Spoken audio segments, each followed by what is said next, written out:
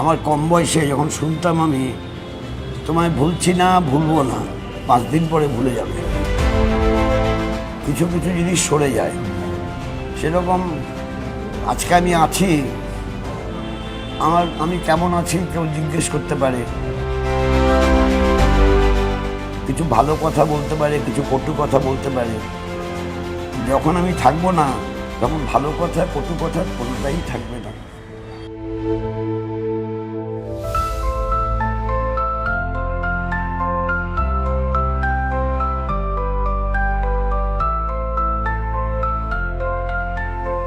দেখুন, গত 3 দশকে প্রচুর সাক্ষাৎকার নিয়েছি, ভবিষ্যতেও নিশ্চয়ই নেব, কিন্তু আজ কোনো সাক্ষাৎকারই নেব না।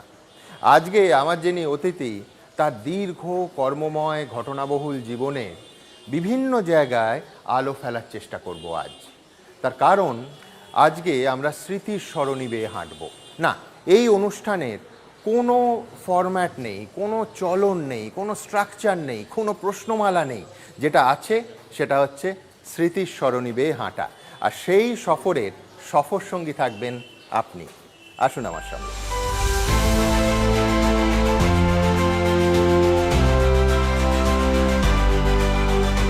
দেখুন, আমি আবার বলছি যে এটা আড্ডা, এর কোনো স্ট্রাকচার চলন নেই, প্রশ্নমালা নেই। আমরা শুধু বিমানদার জীবনের অসাধারণ কিছু মুহূর্ত, যেটা হয়তো সংবাদ মাধ্যমের ইতিহাসে বিভিন্ন পরতে পরতে রয়ে গেছে, গত 1 মাস ধরে আমি খুঁজে বার করেছি। আমি এই অনুষ্ঠানটা শুরু করব 1966 সালের কথা দিয়ে। হ্যাঁ, 1966। আমার জন্মের আগে বললে মানে একটুও বাড়িয়ে বলা তো হয়ই না, বরঞ্চ এইভাবে বলা ভালো যে আমার জন্মের 10 বছর আগে। সেই 1966 সালের 9ই ডিসেম্বর। 9ই ডিসেম্বর, তার কারণ রাত 12টা হয়ে গেছিল। প্রেসিডেন্সি কলেজের সামনে ভয়ঙ্কর ছাত্র বিক্ষোভ। এই হচ্ছে 9 তারিখে, পরের দিনের আনন্দবাজার পত্রিকা। এবং খুব অস্পষ্ট একটা ছবি পাওয়া যাচ্ছে, যেখানে সিআরপিএফ ছাত্রদের ভয়ঙ্কর মারে। আমি আনন্দবাজার পত্রিকা থেকে কয়েকটা অংশ একটু পড়ে শোনাই। পরের দিন সেখানে লেখা হচ্ছে, বৃহস্পতিবার মাঝরাতের কিছুক্ষণ আগে পুলিশ সদল বলে গিয়ে প্রেসিডেন্সি কলেজের ভিতর থেকে আটক অধ্যক্ষকে মুক্ত করে। তার আগে পুলিশ পিকেটিংকারীদের ছত্রভঙ্গ করার জন্য লাঠিচার্জ ও কাঁদানে গ্যাস প্রয়োগ করেন। কয়েকজন অধ্যাপক সহ অধ্যক্ষকে অবরুদ্ধ করে রাখা হয়। এদিন রাজ্যের শিক্ষা সচিব ইত্যাদি ইত্যাদি বোল্ডে লেখা হচ্ছে, ঘটনাস্থল থেকে ঠিক রাত 12টায় আমাদের প্রতিনিধি জানান, বিক্ষোভকারী ছাত্ররা কলেজের ভিতরে আর পুলিশ বাইরে। দুপক্ষ যেন দুপক্ষের সম্মুখ সমরের জন্য দাঁড়িয়ে। সারা অঞ্চলে পথের আলো নিভে গেছে, কাঁদানে গ্যাসের ধোঁয়া আর গন্ধে সব জায়গাটা ভরপুর। পুলিশ 29 জনকে গ্রেফতার করেছে। আমি একেবারে যে ভাষায় লেখা ছিল আনন্দবাজার পত্রিকায় 1966 সালের 9ই ডিসেম্বর আমি পড়লাম। ইন্টারেস্টিং, তখন ডিসি সেন্ট্রাল হচ্ছে নিরুপম সোম। সেই নিরুপম সোম যিনি পরবর্তীকালে কলকাতার কমিশনার হন। তারপরের দিনের কাগজে দেখছি 7 রাউন্ড কাঁদানে গ্যাসের সেল ফাটানো হয় এবং 29 জন ছাত্রকে গ্রেফতার করা হয়। প্রেসিডেন্সি কলেজ, খেয়াল রাখতে হবে, এই ঘটনার পর সাময়িকভাবে কিন্তু বন্ধ করে দেয়া হয়। এইবার আসি বিমানদার অংশগ্রহণ। প্রথম সিআরপিএফ এর লাঠিটা যার পিঠে পড়েছিল বা সেইভাবে বললে ভেঙেছিল, তার নাম বিমান বসু। এবং খুব অস্পষ্টভাবে কোনো রকমে এই ছবিটা আমি কিছুটা উদ্ধার করেছি। এই বিমান বসু এবং তার সঙ্গে যারা ছিলেন তাদের সিআরপিএফ তুলে নিয়ে যাচ্ছে প্রিজন ভ্যানে। বিমান বসুকে সেদিন এমনভাবে মারা হয়, তার জামা আর পিঠের চামড়া আটকে যায়। বহুদিন অবধি নিশ্চয়ই সেই ক্ষত ছিল। বিমান বসুর উঠে দাঁড়ানোর ক্ষমতা ছিল না। বিমানদা, এই গোটা কাহিনীটা আমি বর্ণনা করলাম একেবারে আনন্দবাজার পত্রিকা ধরে ধরে। আপনার স্মৃতিতে ঠিক কী আছে? বিষয়টা হচ্ছে, আমরা বলছিলাম যে যাদের এক্সপেল করা হয়েছে উইদাউট শোয়িং এনি রিজন, সেটা ঠিক না। তখন ডক্টর সনদ বোস তিনি ছিলেন প্রিন্সিপাল।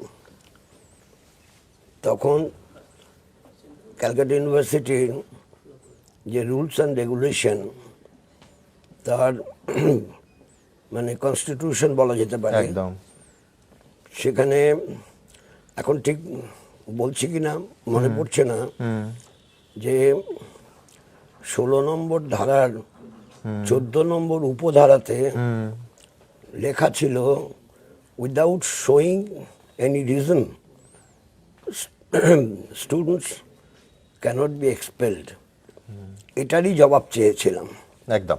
বিমানদা, এই আমি যে মারের অংশটা বললাম, এ তো ভয়ঙ্কর, মানে আপনি উঠে দাঁড়ানোর ক্ষমতা ছিল না, ওইভাবে মার। কতদিন লেগেছিল সেরে উঠতে? সেটা অনেক দিন লেগেছিল আমাকে। তখন আমাদের বাড়িতে লিফট ছিল না, আচ্ছা। পরে লিফট লেগেছে। তো আমাকে একজনের বডিলি লিফট করে তুলতে হয়েছে 1 তলা থেকে 3 তলায়। আচ্ছা। আমি হাঁটতে পারিনি। গায়ে তো নিশ্চয়ই বহু দিন দাগ ছিল, মানে ওইভাবে না, জামা। দাগ মানে সাদা হয়ে গেছিল, চামড়ার জায়গাগুলো সাদা হয়ে গেছিল। তখন আমার এক বন্ধু, সে একটু কেতাদুরস্ত ছিল, মানে বিদেশে যাতায়াত বেশ ভালোই ছিল, ওদের পরিবারও ছিল বাইরে। তা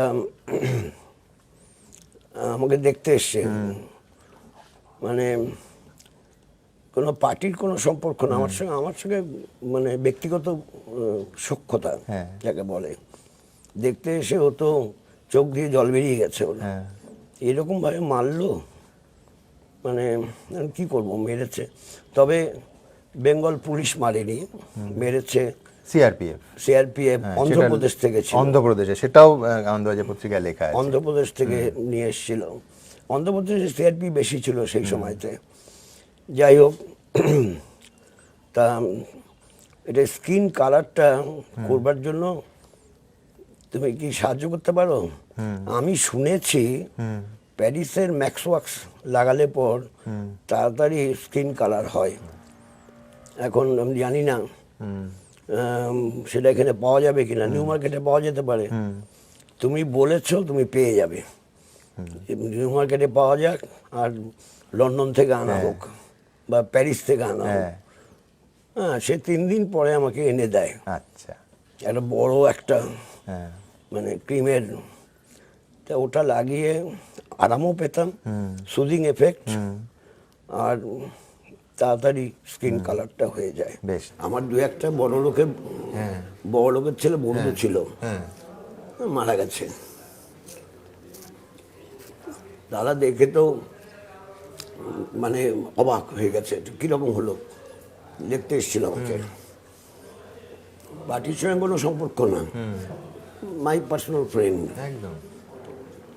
তা আমি বললাম, হ্যাঁ রে, আমি শুনতে পাচ্ছি প্যারিসের ম্যাক্সওয়াক্স নাকি নর্মাল কালার করে দেয়, কোথায় পাওয়া যেতে পারে? নিউ মার্কেটে পাওয়া যাবে?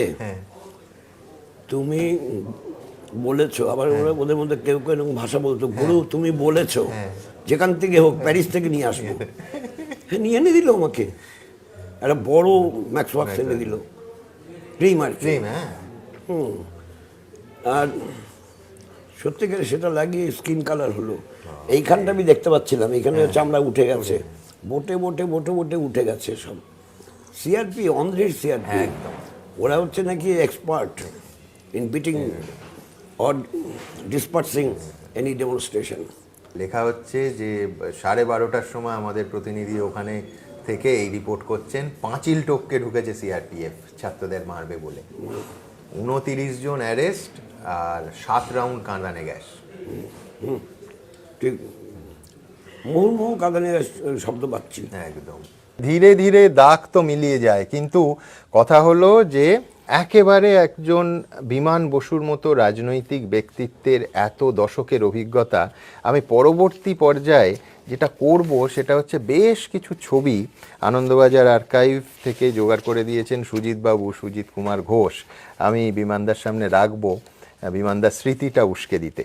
বিমানদা, জ্যোতি বসু বক্তৃতা দিচ্ছেন এবং বসিরহাটের একটা সভা, এটা হচ্ছে 88 সাল। আপনি ক্যামেরায় ছবি তুলছেন, আপনার কি মানে ছবি তোলার শখ ছিল বা? ভীষণ ছিল। আচ্ছা। আমি একটা ক্যামেরা কিনেছিলাম। আচ্ছা। ক্যামেরা কিনে আমি ছবি তখন তুলতাম, হ্যাঁ এত খরচা হয়ে যাচ্ছে, হ্যাঁ মানে একবার পার্টির থেকে আমাকে ধান নিতে হয়েছিল, আচ্ছা মানে লোন হ্যাঁ হ্যাঁ লোন নিতে হয়েছিল প্রায় 3,000 টাকা। আচ্ছা 3,000 টাকা লোন তো শোধ করতে আমার অনেক সময় লাগবে, তারপরে আমি একজনকে দিয়ে দিলাম আচ্ছা। এই খরচার হাত থেকে বাঁচবার জন্য, আর কিচ্ছু না। আর এই যে প্রিন্ট করাতেন সেই ছবিগুলো আছে নাকি সেগুলো কাউকে না কাউকে দিয়ে না দিয়েছেন? না, সেটা পন্ডিরা প্রিন্ট করার জন্য দিয়ে দিতাম, হ্যাঁ কার কাছে আছে আমি জানি না। আমি ছবি রাখি না, আচ্ছা আমি ছবি রাখি না দেখে হ্যাঁ বলতাম নিয়ে নাও তোমরা, হ্যাঁ তোমরা নিয়ে যারা তুলবে ওই একদম। ওটা আগে তো এখনকার সিস্টেম নয়, ডিজিটাল, না না না না তখন সেই সে ওয়াশ ডাস্টরুম করতে থেকে হতো, প্রিন্ট করা হ্যাঁ। একদম সে হাইপো টাইপো লাগাতে হয় এই একদম সমস্ত। একদম 4K এই পুরোটা আপনার ডিজিটালে এইভাবে ইয়ে হচ্ছে, যত দিন যাচ্ছে আরো ছোট হচ্ছে, আরো দামিও হচ্ছে, সেটাও কথা। এটা পরের ছবি, বিনয় চৌধুরী, সরোজ মুখোপাধ্যায়, আপনি, জ্যোতিবাবু পদযাত্রা করছেন। এটা হচ্ছে টেলিগ্রাফ পত্রিকা থেকে নেয়া 1985 সালের। আপনি দৃশ্যত সব থেকে বিধ্বস্ত, একেবারে সামনে, ঠিক যেভাবে আজকের এই 2025 বা 26-এর মিটিংয়ের সামনের সারিতে কিছুটা হলেও আপনি হাঁটেন এবং অনেক, আপনার ভাষায় ছেলে চোকরাদের থেকে ভালো হাঁটেন, সেইভাবেই আপনি মিছিলটা লিড করছেন। এটা হচ্ছে 17ই মার্চ 1985। ও, বিমানদা, এইটা ইএমএস নাম্বুদিরিপাদ এবং আপনি নীলরতন সরকার মেডিকেল কলেজে, ওখানে সরোজ মুখোপাধ্যায় যখন অসুস্থ হলেন, নাম্বুদিরিপাদ দেখতে এসেছেন, তাকে নিয়ে আপনি সরোজদার কাছে যাচ্ছেন। এটা 1990। তখন দেখছি কাঁচা চুল ছিল, দেখতে পাচ্ছি। হ্যাঁ না, কাঁচা চুল আপনার 90-এর দশক অবধি ছিল। এটা হচ্ছে হিন্দু শিখ ভাই ভাই সমন্বয় এবং সম্প্রীতির জন্য মিছিল, এবং আপনি, জ্যোতিবাবু, কলিমুদ্দিন শামস, শান্তিময় ঘোষ, সমর মুখোপাধ্যায়, বিনয় কৃষ্ণ চৌধুরী। এটা হচ্ছে 1984, তখন তো আপনার সব চুলই কাঁচা। এটা হচ্ছে 87 সাল, আপনি এসএফআই চৌরঙ্গিতে র্যালি, প্রচুর জনসমাগম হয়েছে, আপনি অ্যাড্রেস করছেন, বেশ অ্যাগ্রেসিভ। আচ্ছা, এটা শিয়ালদাতে আপনি একটা জনসভাকে অ্যাড্রেস করছেন 1989। এইটা খুব ইন্টারেস্টিং, এর কোন মামলায় সেটা আমি জোগাড় করতে পারিনি। এটা হচ্ছে 1994 সালে কলকাতা হাইকোর্টে কোনো একটা কেসে আপনি সাক্ষ্যদান করতে যাচ্ছেন। কলকাতা হাইকোর্টের অন্য কেসে আমি আসব। এইটা হচ্ছে গণশক্তি পত্রিকার 30 বছর, কলকাতা ইউনিভার্সিটি সেন্টেনারি হলে। অনিলদা, আপনি, বিনয় কৃষ্ণ চৌধুরী, শৈলেন্দা। এটা হচ্ছে গণশক্তির 30 বছর।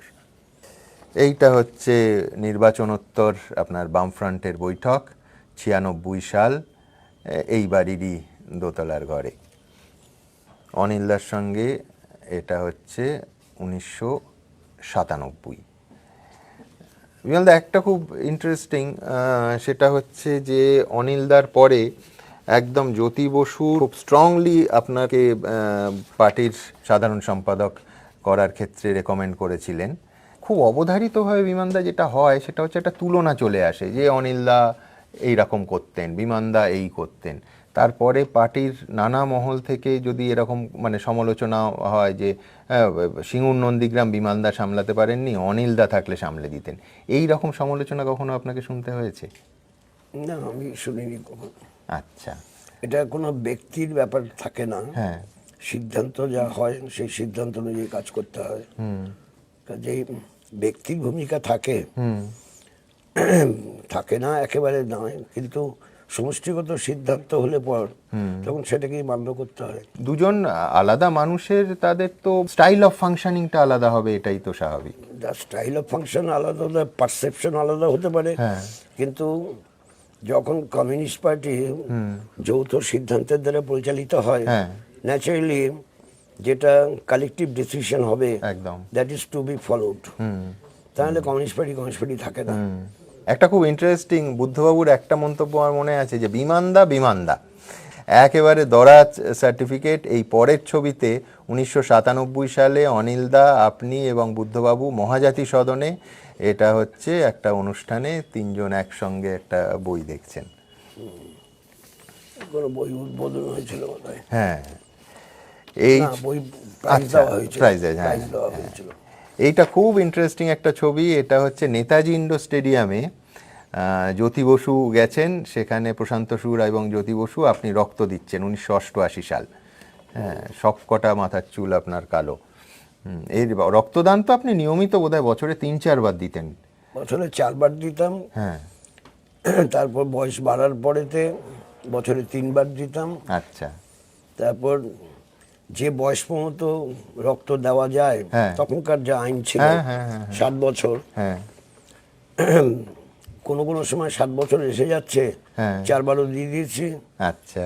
তারপরেতে হ্যাঁ, 61 যখন হলো, তখন বলতাম যে, হাত জোর করে বলতাম যে আমি মিথ্যে কথা বলছি, কিন্তু লিখতে হবে সেটাই।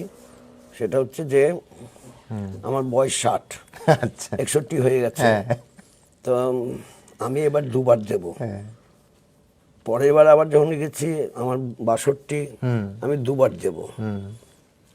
কাজে কিছু আপত্তি করবে না, ডাক্তারবাবু আপত্তি করবেন না, হাত জোর করেই বলতাম। এবং তারপর 65 পর্যন্ত আমি 2 বার দিয়েছি। 65 পর্যন্ত দাবি করেছিলাম, পৃথিবীর সব দেশে আছে 65। জাপান আমাদের ক্লাইমেট, ইউরোপিয়ান ক্লাইমেট নয়, জাপান আমাদের ক্লাইমেট, আর একটা অংশ আছে আমাদের ক্লাইমেট নয়, ইউরোপিয়ান ক্লাইমেট, একদম। আতামি বিয়ন। একদম। সেটা কেন আমাদের ওখানে তখন 65 ছিল, ওরা এখন 70 করেছে। হ্যাঁ, তা পরে যখন 66 হলো, হ্যাঁ, তখন একবার দিলাম আর বন্ধ করতে হলো। হ্যাঁ, এক ডাক্তারবাবু আমাকে জড়িয়ে ধরে, হ্যাঁ। উনি এসছিলেন, হ্যাঁ। গেস্ট, হ্যাঁ, মারা গেছেন, জড়িয়ে ধরে বললে, বিমান আমি আর দেবো না তোমাকে রক্ত দিতে, আমি এই জন্য এসছি। হ্যাঁ। তুমি এখনো রক্ত দিয়ে যাচ্ছ, তোমার তো 67 বছর বয়স হলো, এখনো রক্ত দিচ্ছ, পারবে না, আমায় কথা দাও। এমন করলেন, রক্ত দেওয়া বন্ধ করতে হলো। তিনি আমাকে খুব স্নেহ করতেন, ভালোবাসতেন তিনি। তিনি চিকিৎসক হিসেবে এই দিক থেকে দেখছেন যে যদি শরীর দুর্বল হয়ে যায়, বলছে 67 বছরে রক্ত দিচ্ছে। হাড়গুলো দুবলা হয়ে যাবে। তিনি একটা কথা বলেছিলেন, তুমি বুঝতে পারছো না, তোমার বোনগুলো কিন্তু উইক হবে, এখন রক্ত দেওয়া ঠিক না। এগুলো তো সব সিস্টেমটা এইভাবেই করা হয়েছে। আমি বললাম, যেখানে 70 বছর পর্যন্ত দেয়, সেখানে কি অসুবিধা হচ্ছে, তারা তো বেঁচে আছে। এনিওয়ে, এখন এই ব্যাপারেতে যুক্তি সবসময় খাটে না, ভালোবাসেন, স্নেহ বড় বিষম বস্তু।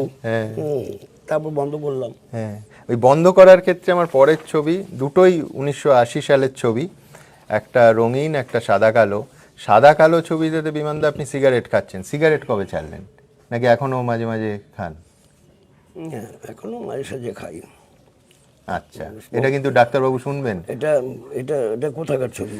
এটা হচ্ছে একদম আলিমুদ্দিন স্ট্রিটের এইখানে, এই নিচের ঘরে।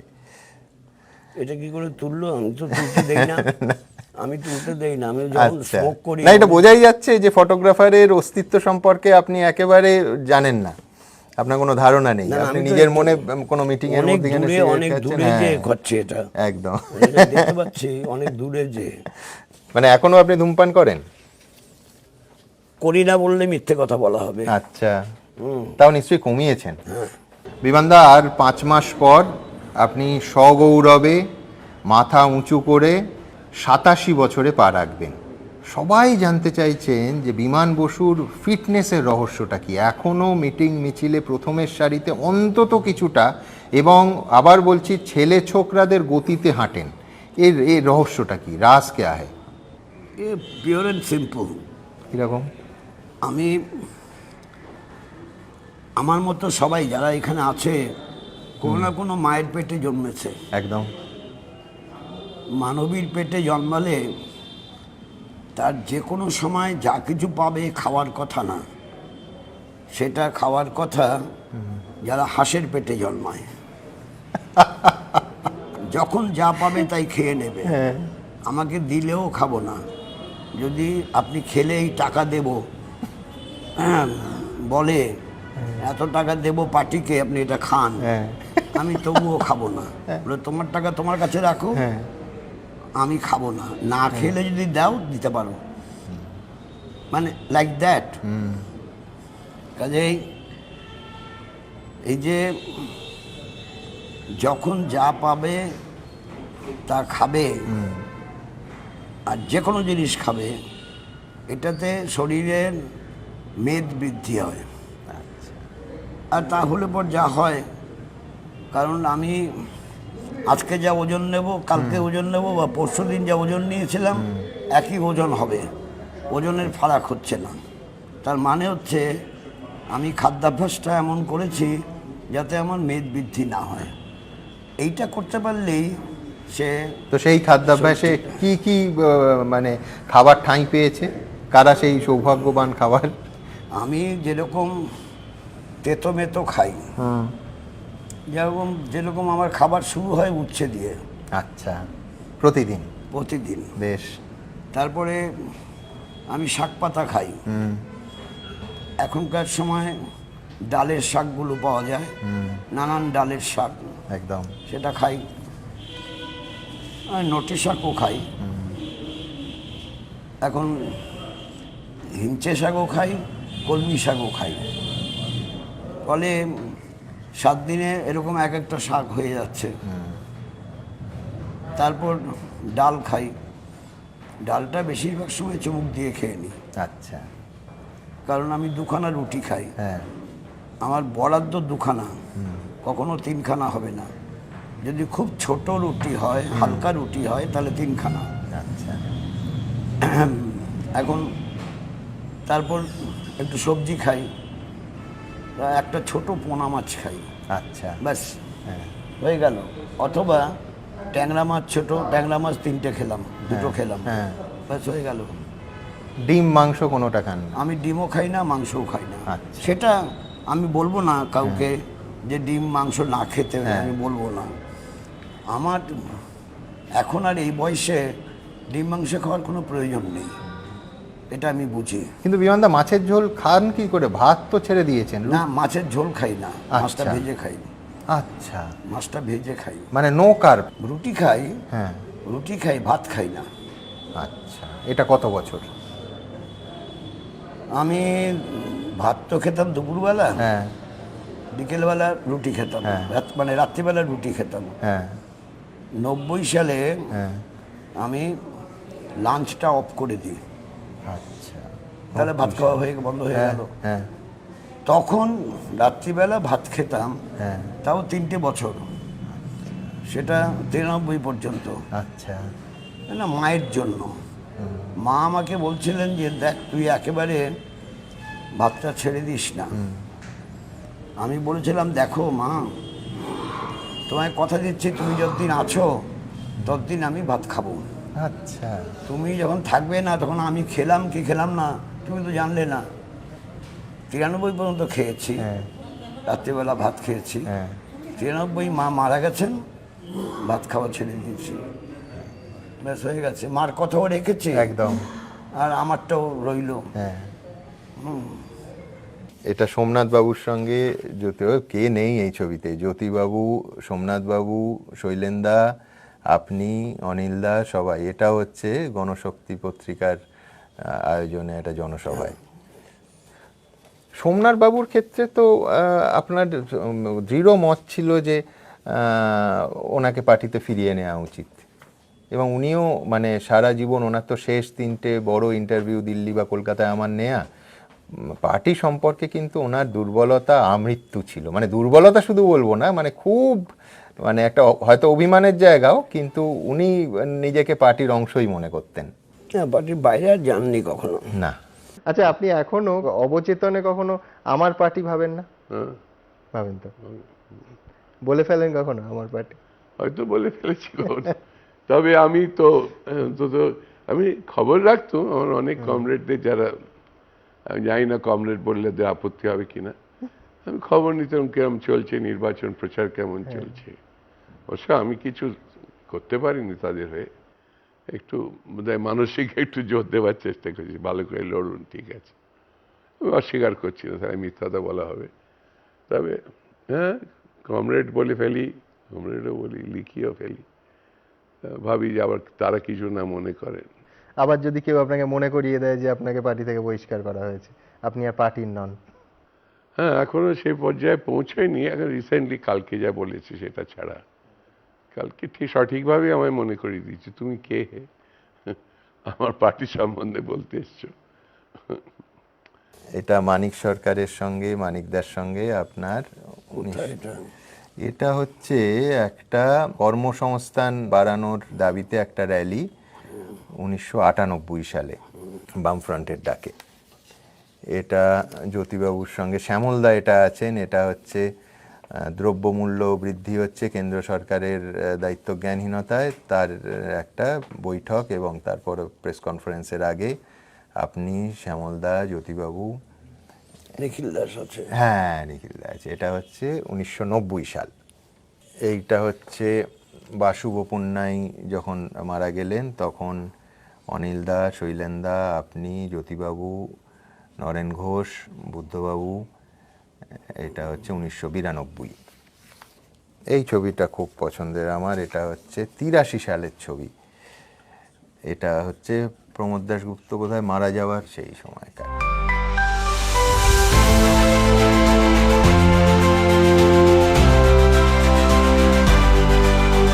কারু কারু হাতে নাকি গাছ খুব ভালো হয়, সেই রকম বিমান বসু। একটা সময় এই আলিমুদ্দিন স্ট্রিটের বাড়ির এই ছাদে আরও বেশি গাছ ছিল। এখন ছাদ সংস্কার হচ্ছে বলে গাছের সংখ্যা কম, কিন্তু এই জল দেওয়ার কাজটা চিরকালই বিমান বসু। এবং আবার বলছি, কারু কারুর হাতে গাছ ভালো হয়।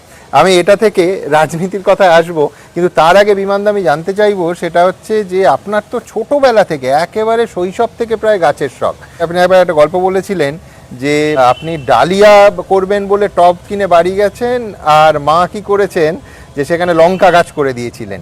সেই লঙ্কা গাছ আপনি খুব দুষ্টুমি করে সেটাকে কিভাবে ধ্বংস করে আবার ডালিয়ায় ফেরত আনা যায় তার একটা প্ল্যান করেছিলেন। একটু বলবেন গল্পটা? যেটা হচ্ছে ডালিয়া গাছ লাগানো ছিল। হ্যাঁ, ডালিয়া লাগানো ছিল। এখন ডালিয়া শীতের গাছ, তার হ্যাঁ। আগে মা ওখানেতে লঙ্কা গাছ লাগিয়ে দিয়েছেন। হ্যাঁ, লঙ্কা গাছ তাড়াতাড়ি বড় হয়েছে। একদম। তারপর ডালিয়া যখন উঠছে, হ্যাঁ, তখন লঙ্কা হয়ে গেছে। আমি তখন একটু চিড়ে হ্যাঁ, একটু তুতে ঢুকিয়ে দিয়েছিলাম। মাকে বলিনি কিছু। হ্যাঁ, গাছটা মা ভেবেছে নর্মালি স্বাভাবিক মৃত্যু হয়েছে। আচ্ছা। পরে বৃদ্ধ বয়সে পরে বলেছে, কনফেস করেছিলেন? বৃদ্ধ বয়সে বলেছে। এবং তারপর ডালিয়া হয়েছে। হ্যাঁ, ডালিয়ার সঙ্গে লঙ্কা গাছের কোনো সম্পর্ক নেই। মা না থাকলে আমি তো পার্টি করতে পারতাম না। সেই জন্য মার কথা আমি রাখতাম, মাও আমার কথা রাখতেন। আমি বলতাম, দেখো ফিস দিতে পারছে না কলেজের সময়তে, অমুকে ফিস দিতে পারছে না, তমুকে ফিস দিতে পারছে না, তোমাকে অন্তত যে 500 টাকা তুমি জিতেছো, পাস বই ছিল পোস্ট অফিসে, ওই 500 টাকাটা দিয়ে দাও আমাকে, দরকার হলে আরও কিছু নেব। 500 টাকা নিয়ে নিয়েছি, পরে আরও 100 টাকা নিয়েছি, 600 টাকা যারা ফিস দিতে পারছে না ফিজের জন্য টাকাটা দিয়েছি। হ্যাঁ, টাকার জন্য পরীক্ষা দেবে না, দিতে পারবেন, এটা হবে কি করে? আর বলেছে আমাকে এরকম হয়েছে, মা সেসব সাহায্য করেছেন। এমনকি পার্টির থেকে আমাকে যা পয়সা দেয় সেই পয়সাতে আমি খাওয়া দাওয়া সব কিছু করি, কিন্তু এক্সট্রা খরচ হলে পরে মাঠ থেকে নিতাম। এক্সট্রা খরচ জন্য যেমন ট্যাক্সি ভাড়া দিতে হবে, মাঠ থেকে নিতাম। মাকে দেখতে যেতাম ট্যাক্সি করে, আর সেই ট্যাক্সি ফেয়ারটাও মাঠ থেকে নিয়ে পে করতাম। আর এই পার্টির ছাদে বা বারান্দায় এই গাছ, তো এও তো বোধহয় 3-4 দশক ধরে আপনি করছেন। হ্যাঁ, এটা আগে তো করেছিলাম। হ্যাঁ। ছাদের স্টাইলটাও চেঞ্জ হয়েছে। হ্যাঁ, এখানে আগে ছোট জায়গাগুলো ছিল না, হ্যাঁ, অ্যাসবেস্টার করে এখানে ধরে ছোট জায়গাগুলো করা হয়েছে খাওয়া দাওয়ার জন্য। আর কি মিটিং ফিটিং হলে পর খাওয়ার বাইরে থেকে আসে। হ্যাঁ, আর এখানে তখন একটা হ্যাঁ, আঙুর গাছ ছিল। আচ্ছা, আঙুর, হ্যাঁ, আঙুর অনেক হয়েছে, হ্যাঁ, আঙুর টক ছিল। হ্যাঁ, পরে কোয়ালিটি চেঞ্জ করার জন্য আয়রন ডাস্ট, হ্যাঁ, লাইম ডাস্ট হ্যাঁ, এবং এবং মানে এগুলো দিয়েছি, দিয়ে একটু চেঞ্জ করেছিলাম, কিন্তু গাছটা যে কোনো কারণে হোক কোনোভাবে গাছটা মারা গেল। কিন্তু আরেকটা গাছ বিমানদা, এ তো বহু বছর ধরে দেখছি এই, এটা বট গাছ না অশ্বত্থ গাছ? হ্যাঁ, মানে এইটা ঝুড়ি নেবেছে বনসাই, বনসাই। বট গাছে, হ্যাঁ, এটা তো অশ্বত্থ না, বট গাছের বনসাই। বট গাছের বনসাইটা হ্যাঁ, ছোট ছিল, বট গাছটা হ্যাঁ, বনসাই হবে, বনসাই করার জন্যই করা হয়েছিল। আচ্ছা, তারপর সত্যিকার জেনুইন বনসাই হয়ে গেছে। হ্যাঁ, এগুলো সব নামানো ছিল, সব আচ্ছা। নিচে ছিল সব। হ্যাঁ, এখানে কাজ করতে হয়েছে তো, হ্যাঁ। এই যে সব এই একদম। তুলে তুলে হ্যাঁ। নতুন করে কাজ করতে হ্যাঁ। হয়েছে, সে মেশিন দিয়ে খুঁড়ে খুঁড়ে তুলতে হয়েছে, আচ্ছা, তাহলে ছাদটা নষ্ট হয়ে নষ্ট গেল। হয়ে গেছে। ইঞ্জিনিয়ার দেখে বলল হ্যাঁ। যে না, এটা কাজ করতে হবে। হ্যাঁ, বিমানদা খুব ইন্টারেস্টিং। দ্য টেলিগ্রাফ পত্রিকায় আপনি একবার 85 সালে সাক্ষাৎকারে বলছিলেন যে বাবা মার সঙ্গে ঠাকুর দেখতে বেরিয়ে পুজো প্যান্ডেলে হারিয়ে গেছিলেন, মনে আছে আপনার? মনে হচ্ছে এটা তখন কিরকম বয়স আপনার? একবারে ছোট। আচ্ছা, আমি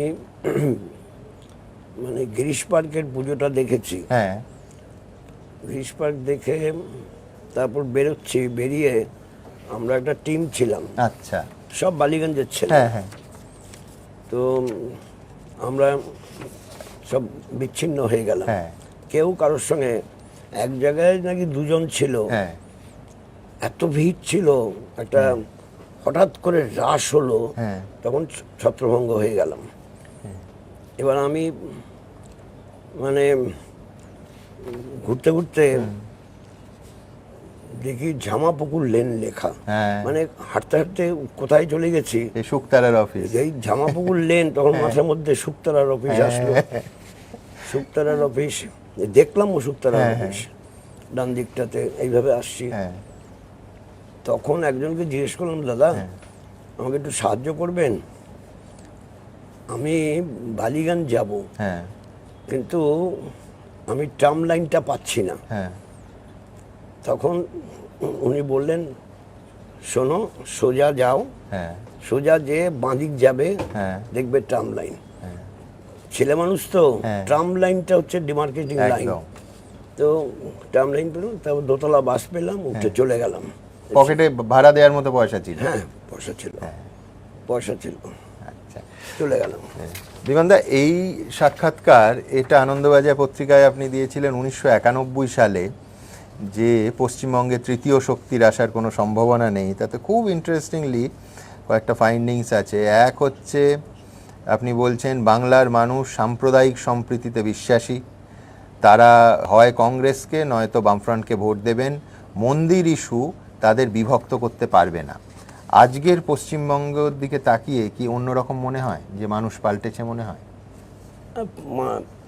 সামগ্রিকভাবে হ্যাঁ, যে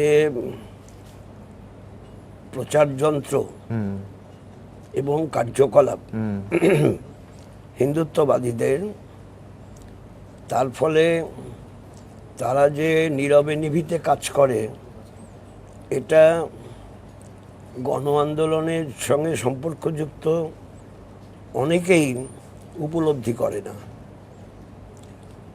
শুধু রাষ্ট্রীয় স্বয়ংসেবক সংঘ না, তাদের দ্বারা পরিচালিত যে ছোট ছোট স্কুলগুলো চলে, অসংখ্য স্কুল, বিভিন্ন জেলায় অসংখ্য স্কুল আছে, তার মাধ্যমে তারা যে গেট টুগেদার করে, কোথাও বছরে 3 বার গেট টুগেদার করে, 2 বার তো সব জায়গায় করে, হয়তো কম্পালসারি 2 বার করতে হয়, কেউ কেউ 4 বারও করে বছরে।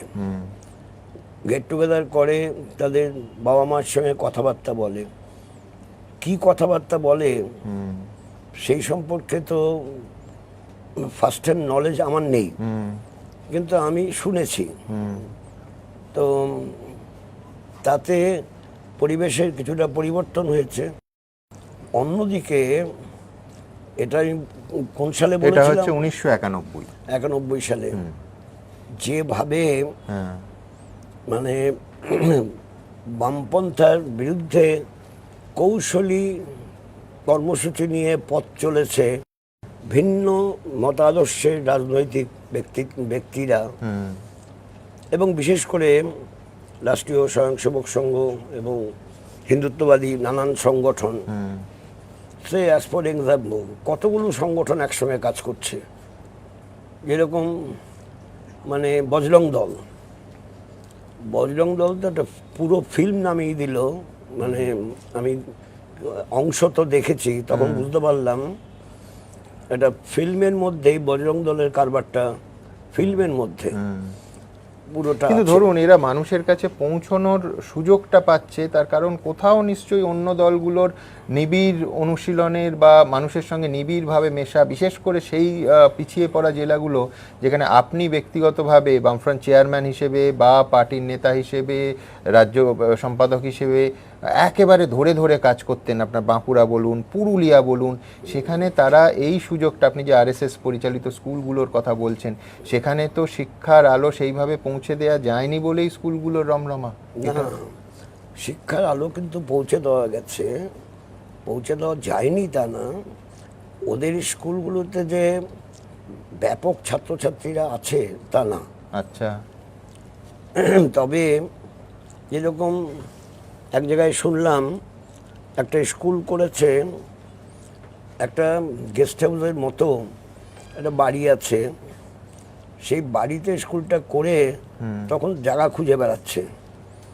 আমি জেলার নামটা বলছি না, জায়গা খুঁজে বেড়াচ্ছে, তারপর জমি কিনে বাড়ি করে সেখানে স্কুলটা নিয়ে গেছে।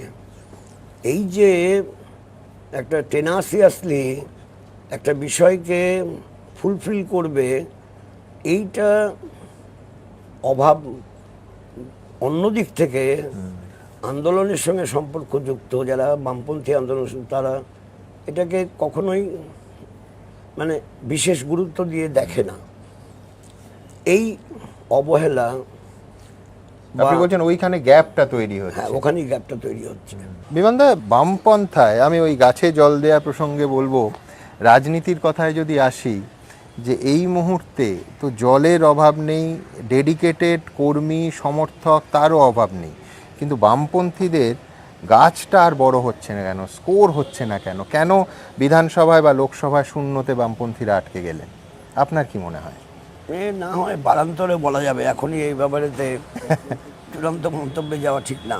হ্যাঁ, শূন্য সবসময় শূন্য থাকে না। এই যে সামনের বিধানসভা, এটাই কি আপনারা আশা করছেন যে কয়েকটা আসন বাড়বে, তুলনামূলকভাবে ফল ভালো হবে?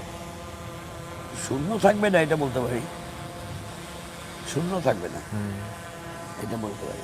কোথাও কি মেরুকরণের সমস্যা হচ্ছে, মানে একটা বাইনারি তৈরি হয়ে যাচ্ছে, যার ফলে বামপন্থীদের কাছে, অন্য ভাবনার কাছে, শুধু বামপন্থী কেন বলবো, কংগ্রেসের কাছেও সেই ভোট ব্যাংকও ক্রমশ ক্ষয়িষ্ণু ভোট ব্যাংকের চেহারা নিচ্ছে? সেটা খানিকটা প্ল্যান করে, যুক্তি পরামর্শ করে, এটা বললে ওটা, ওটা বললে এটা, এইভাবে একটা সাইকি তৈরি করার চেষ্টা করেছে, যেন আছে দুই পক্ষ, দুই ফুলের পক্ষ, হ্যাঁ, এক ফুলের পক্ষ। এটা খুব ক্যালকুলেটেড ফর্মে এটা শুরু করেছে আমাদের দেশে এবং রাজ্যে। যেরকম উড়িষ্যায়, সেখানেতে একটা নীরবে নিভিতে লোকজন আগে থেকে ফিক্স আপ করে নিয়ে চলে আসলো, এক ফুল, খুব প্ল্যান করেই করেছিল। মানে যেটাকে এই রাজ্যের ক্ষেত্রে আপনারা সেটিং বলছেন। হ্যাঁ, বটেই তো, বটেই। এটা না হলে পর এটা হয় নাকি? কখনো কখনো হয় না, কিছু এগোচ্ছে কখনো। এই যে ইডি 2020 সাল থেকে আজ পর্যন্ত কি হয়েছে? 20 সালের কেসটাই তো নিয়ে এখনো চলছে। তা কত বছর লাগে? সেটিং থাকলে তো মুশকিলে পড়ে সেই লোকগুলো যারা নাকি কাজগুলো করে, তারা মুশকিলে পড়ে যায়। কিন্তু বিমানদা সেটিং থাকলে তাহলে নির্বাচনের আগে এসে সেই সেটিং কি ভেঙে যায়? তা নির্বাচনের আগে এসে যে তদন্তগুলোর গতি বাড়ছে, এখানে তাহলে আপনার কি বিশ্লেষণ? যদি সেটিং থাকতো এখনো ঘুমিয়ে থাকতো? না না, এটা না হলে পর তো সেটিং আছে বোঝা যাবে কি করে? আবার নির্বাচনের সময় তো উভয়ের বিরুদ্ধে মক ফাইট বলছেন, মক ফাইট। মক ফাইট, এটা প্রি প্ল্যান, একদম প্রি প্ল্যান, এ ব্যাপারে কোনো সন্দেহ নেই। আরএসএস এর পক্ষ থেকে বিজেপি কিভাবে কাজ করতে হবে সেভাবে মন্তব্য করছে, আরএসএস এর পক্ষ থেকে তৃণমূল কিভাবে কাজ করতে হবে তো বলছে না। কেন বলছে না? ধরা পড়ে যাবে। কারণ তৃণমূল দলটা তো গড়ে উঠেছে আরএসএস এর পরিকল্পনায়। That decision was taken in 1996 to form a new party under the leadership of Mamata Banerjee. কিন্তু 96-এ সিদ্ধান্ত করে রাষ্ট্রীয় স্বয়ংসেবক সংঘ কংগ্রেস পার্টিকে ভেঙে দুটো পার্টি করা হবে। আবার বিজেপি বলছে আপনাদের সঙ্গে সেটিং, এবং উদাহরণ দিচ্ছে সেই বৈঠকের কথা যে বৈঠকে আপনি উপস্থিত ছিলেন। নবান্নে আপনারা একটা বৈঠকে গেছিলেন, সেখানে নাকি মমতা বন্দ্যোপাধ্যায় আপনাদের ফিশ ফ্রাই খাইয়েছিল। এই কি সত্যি আপনি ফিশ ফ্রাই খেয়েছিলেন? না না, ভদ্রতা করার জন্য তো চা দিলে পর, চা যারা প্রেমী তারা তো চা খাবেই। আগের বার চা খেলেও, একবার চা খেয়ে ঢুকলেও সে আরেকবার চা খাবে। কাজেই ভদ্রতার ব্যাপার তো ওটা। না, ফিশ ফ্রাই খেয়েছিলেন আপনারা? ফিশ ফ্রাইয়ের সঙ্গে বোঝাপড়ার কি সম্পর্ক? আমরা ডেলিগেশন গিয়েছিলাম দাবি জানাতে, দাবি জানিয়ে এসছি। এবং চা খাওয়ার রাজনৈতিক সৌজন্য। হ্যাঁ, সৌজন্য। এই সাক্ষাৎকারে এটা খুব গুরুত্বপূর্ণ কথা আপনি বলেছেন যে দলের ভাবমূর্তি অক্ষুণ্ণ রাখার চেষ্টা করা হচ্ছে, দলের কারুর দুর্নীতি বরদাস্ত করা হবে না, তিনি পার্টির যত বড় মাপের নেতাই হন না কেন। এর আগেও দল থেকে বহু লোককে ইতিমধ্যেই বের করে দেওয়া হয়েছে, আমাদের সাফাই অভিযান চলবে। আমি বলছি কোথাও কি মানে দুর্নীতি সেই সময়ও ইস্যু ছিল না? তো এ তো মানে পার্টিতে একেবারে স্পষ্ট আপনি একটা বার্তা দিলেন যে দুর্নীতি করলে যে মাপের নেতাই হন না কেন বের করে দেওয়া হবে। তার মানে এটা তো সেই মুহূর্তে আপনার সাক্ষাৎকারে এসছে, মানে একটা ইস্যু ছিল। ইস্যু ছিল মানে তখন আমাদের পার্টিতে পার্টি করছে লোকাল কমিটি মেম্বার, এমনকি লোকাল কমিটির সেক্রেটারি হয়ে গেছিল এরকম একজন ব্যবসা বাণিজ্য করছে। ব্যবসা বাণিজ্য করতে পারে কিন্তু ডেভেলপিং এর কাজ করছে, প্রমোটিং করছে। তখন আমরা আলোচনা করে সিদ্ধান্ত করলাম কোনো পার্টির কোনো স্তরের কর্মকর্তা এবং কর্মকর্তা সংস্থার সদস্য কেউ প্রমোটিং ব্যবসা করতে পারবে না। সেটা করার পর কিন্তু আবার ওটাকে বিচ্ছিন্ন করা গেছে। অর্থাৎ পার্টি কমিটির সদস্য হয়েছি বলেই আমাকে পয়সা কামানোর জন্য সহজ পথ বেছে নিতে হবে এবং ডেভেলপিং করতে হবে। কেউ ডেভেলপিং করো, আপত্তি কেউ করবে না, আমরা বাধা দেবো না, যাও ডেভেলপিং করো, বাট ডোন্ট ডু পার্টি। আমি একটা ব্যক্তিগত প্রশ্নে আসি, আপনার ব্যাংক ব্যালেন্স কত? মানে আপনি তো, আমি বলেছি যে যদি আত্মজীবনীর দুটো ভাগ হয়, প্রথম ভাগে আপনার আত্মজীবনীতে বিমান বসুর নাম হতে পারে সেই আত্মজীবনীর যে রান্নাঘরে 13টা বছর। তার কারণ কার্যত পার্টির একটা রান্নাঘরে উনি, সালটা ভুল হলে বিমানদা আমায় ধরিয়ে দেবেন, 1971 থেকে 84 অবধি ছিলেন। আর তারপরে প্রমোদ দাশগুপ্তর যে মেস, সেখানে উনি ওই 1984 সাল থেকে 2000 সাল অবধি ছিলেন। তারপরে এই যে বাড়িতে আমরা বসে আছি, এই আলিমুদ্দিন স্ট্রিটের ছাদের ঘর। মানে যদি বাকি জীবনের আত্মজীবনী সুনীলদার মতো অর্ধেক জীবন ধরনের কিছু বিমান বসু লেখেন, তার নাম হতে পারে অর্ধেক জীবন ছাদের ঘরে, তাই তো? তো আপনার ব্যাংক ব্যালেন্স কত? মানে ছাদের ঘরে থাকি না আমি, তিনতলার একটা ঘর। হ্যাঁ, কার্যত তাই আর কি। আমি বলছি যে আজকে যখন দেখেন যে নেতাদের বান্ধবীর বাড়ি থেকে 50 কোটি টাকা বেরোচ্ছে নগদ, 11 কিলো সোনা বেরোচ্ছে, তখন নিজের ব্যাংক ব্যালেন্সটা পাশে রাখতে কিরকম অনুভূতি হয়? আমার তো in the true sense of the term bank balance, in real terms আমার কোনো ব্যাংক অ্যাকাউন্ট নেই। বলেন কি? আমার কোনো ব্যাংক অ্যাকাউন্ট নেই। আমার নিজের দাদা হ্যাঁ কোনো এক বছর হ্যাঁ ও খুব স্বপ্ন দেখতো, হ্যাঁ। আমি জানি সেটা। ও হয়তো স্বপ্ন দেখেছে আমাকে কিছু টাকা দেওয়া দরকার। হি ওয়াজ ওয়েল অফ, হ্যাঁ, ব্যবসায়ী ছিলেন। ব্যবসায়ী। হ্যাঁ তা ও বাইরে থাকতো। তোর ব্যাংক অ্যাকাউন্টটা দে, হ্যাঁ। আমি কিছু টাকা পাঠাবো। হ্যাঁ। বললাম যে হঠাৎ টাকা পাঠানোর কথা ভাবছিস কেন? বলে না, আমি বন্ড স্থির করেছি।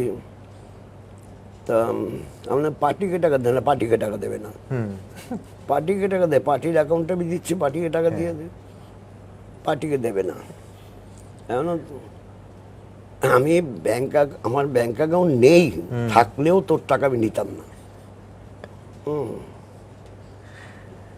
এই আমি দেখলাম যে আমি তো একা মানুষ, হ্যাঁ। চলে গেলেই হবে, বইপত্র নিয়ে বইপত্র সব দিয়ে দিয়েছি। হ্যাঁ 350 বই দেওয়া হয়েছে না 500 বই দেওয়া হয়েছে, না না বোধহয় 700 বই বেলা দেওয়া হয়েছে। আচ্ছা। আরো বই আছে, আমি বলেছি আমার বই সব পার্টি লাইব্রেরিতে যাবে। দেখুন, এই মুহূর্তে আমরা যেখানে, সেখানে বিমান বসু কোনো দিন কোনো স্টিল ক্যামেরাও অ্যালাউ করেননি, মোবাইল ক্যামেরাও নয়। তার কারণ এইটা হচ্ছে 2000 সাল থেকে একটানা বিমান বসুর আস্তানা। এখানেই তিনি সারাদিন থাকেন, কাজকর্ম করেন, অফিস থেকে আবার এই বাড়ির এই ঘরে অত্যন্ত সাধারণভাবে। আমি বলছি যে অনেকেই যে বলেন না রাজনৈতিক সন্ন্যাসী, বিমান বসুর ক্ষেত্রে সুপ্রযুক্ত শুধু নয়, কিছুতেই উনি ঘরে ঢুকতে দেবেন না, তার কারণ ঘর অগোছালো আছে। কিন্তু এই অগোছালোর মধ্যে একটা মানুষ 2000 সাল থেকে 2026 সাল অবধি আছেন। এর আগের জার্নিটা আপনাদের বলেছিলাম, সেই 1971 সাল থেকে 84 সাল অবধি ওই একটা রান্নাঘরে, এবং তারপর প্রমোদ দাশগুপ্তর প্রয়াণের পর তার মেসে চলে গেলেন বিমান বসু 84 থেকে 2000 সাল। আর 2000 সাল থেকে একটানা এই ছোট্ট জায়গাটা, এই কাগজপত্র ছড়িয়ে ছিটিয়ে আছে, এটাই বিমান বসুর 24/7 তার আস্তানা। আপনাকে অনেকে দলের মধ্যে, এমনকি দলের বাইরেও রাজনৈতিক সন্ন্যাসী বলে, জীবনযাত্রা দেখে হয়তো বলেন। কিন্তু আমি বলছি যে ধরুন, বামফ্রন্ট চেয়ারম্যান বা পার্টির সর্বোচ্চ স্তরে থাকার জন্য আজকাল লোকে বলে যে চাণক্য হওয়ার দরকার হয়, অর্থাৎ সাম দান দণ্ড ভেদ এই সবের, মানে আমি বলছি কোথাও একটু চতুর হওয়ার দরকার হয়, ট্যাক্টফুল হওয়ার দরকার হয়। আপনার চরিত্রের সঙ্গে এইগুলো আবার যায় না। আপনার নিজের কখনো মনে হয়েছে যে আপনি বড় বেশি স্ট্রেট ফরওয়ার্ড পার্টি চালানোর পক্ষে, বা এই ট্যাক্টফুলনেস আপনার আসে না? আমি যেভাবে গড়ে উঠেছি সেভাবেই চলবো। হ্যাঁ আমি কোনোদিন মানুষ ঠকাইনি, হ্যাঁ মানুষকে মিথ্যে কথা বলিনি, এখনো বলি না। পার্টি সম্পর্কে বললে পরেতে তখন তাকে বলি এই কথা নিয়ে আমি আলোচনা করবো না। এই ন্যাচারালি আমি কিন্তু মাঝে মাঝে আপনি খুব রেগে যেতেন, আমার মনে আছে। হ্যাঁ, প্রেস কনফারেন্সে তখন অনিলদা আর আপনার যৌথ প্রেস কনফারেন্স, অনিলদা আপনাকে এক রিপোর্টারকে এমন বকাবকি করছেন, এইরকম হাত, আমরা টেবিলের নিচ থেকে দেখছি এইরকম হাত চেপে ধরেছেন যে থামো থামো থামো। আপনি মাঝে মাঝে কিন্তু খুব রেগেও যেতেন। নির্বাচন নিয়ে এখন আলোচনা করিনি। নির্বাচন নিয়ে আলোচনা যখন করব তখন বলবো। এখন সাংবাদিক বন্ধুরা যা খুশি লিখতে পারে, তাদের লেখার তো খোরাক চাই। তারা যা খুশি লিখতে পারে, মনের মাধুরী মিশিয়ে যা কিছু গল্প করতে পারে করুক। আপনি যা খুশি লিখুন, আপনার কথাবার্তার ঢংটা হচ্ছে আলপিন নিয়ে ঘোরা না, সেটা তো রেগে যেতাম। সেটা তখন আমি মেডিকেশনে ছিলাম না। হ্যাঁ, আমার হাই প্রেশার, আচ্ছা, এবং মানে হাইপারটেনসিভ ছিল। হ্যাঁ, সে ডিটেকশন হওয়ার পর মেডিকেশনে ঠিক হয়ে গেছে। আচ্ছা, কিন্তু যতদিন পর্যন্ত ডিটেকশন হয়নি তখন ওই রকম হয়তো কিছু, কিন্তু কোনো কিছু কাউকে গালমন্দ করে। ওই অমিতাভ লালা বাংলা ছেড়ে পালা, ওটা কি আপনার মেডিটেশন শুরু হওয়ার আগের পর্ব? না না, ওটা কি রাগের মাথায় বলেছিলেন না ভেবে চিনতে? রাগের মাথায় নয়। আচ্ছা, ওটা হচ্ছে আমি একটা মিছিলে আছি। হ্যাঁ একদম। এই মিছিলে চলার সময় এখন আমি কথা বলা বন্ধ করে দিয়েছি, হ্যাঁ। বলে পরে বলবো হ্যাঁ। যখন মিছিল শেষ হবে। একদম। মিছিলে আছি, মিছিল থেকে এসে ধরছে হ্যাঁ। ডগাগুলো, যতটুকু কথা যতটুকু বলতেন ডগাগুলো ধরছে। তখন আমি বলছি যে কালকে যুব ফেডারেশনের মিছিল আছে, হ্যাঁ। সেই মিছিল থেকে যদি তারা স্লোগান দেয় যে অমিতাভ লালা বাংলা ছেড়ে পালা, হ্যাঁ। যুব ফেডারেশনের মিছিল আছে সেখানে তারা যদি দেয়, আমি দেইনি কিন্তু, এটাই তো আমার মামলারও বিষয় ছিল, সুপ্রিম কোর্টে এটাই তোলা হয়েছিল। আমি বলেছি যদি যুব ফেডারেশনের দেয়, আমার কেস তো সোমনাথ দা লড়েছিলেন, হ্যাঁ। তো এটাই এস্টাবলিশড হয়েছিল। আমি বলিনি, আমি বলছি কালকে যদি যুব ফেডারেশনের মিছিল থেকে স্লোগান দেয়, কারণ এখন বিমানদা মনে হয় যে ওইভাবে না বললেই হতো, এত বিতর্ক, এত ঘটনাটা হ্যাঁ। আমার কাছে খুব দুর্ভাগ্যজনক মনে হয়েছিল। আচ্ছা, কেন? হ্যাঁ। তার আগের দিন আদিবাসীরা মিছিল করেছে, আদিবাসীদের কতগুলো ট্র্যাডিশনাল আর্মস আছে, তারা সব নিয়ে ঘুরতে পারে, আইনেই আছে। মানে ওরা বলে লোদলা, এই এরকম কুরুলের মতো একটা থাকে, সেটা কাঁধে নিয়ে চলতে পারে, তীর ধনুক নিয়ে চলতে পারে। তা এখন ওরা কেন কলকাতায় আসবে? ওনার বক্তব্যটা তো ছিল ওরা কেন কলকাতায় এইভাবে আসবে, উনি জ্যামে আটকে গেছিলেন। তা কলকাতাটা কি আদিবাসীদের জন্য নয়? Calcutta is the capital of West Bengal, বেশ, তাতে আপনি রেগে গেছিলেন, ক্যাপিটাল অফ ইন্ডিয়া।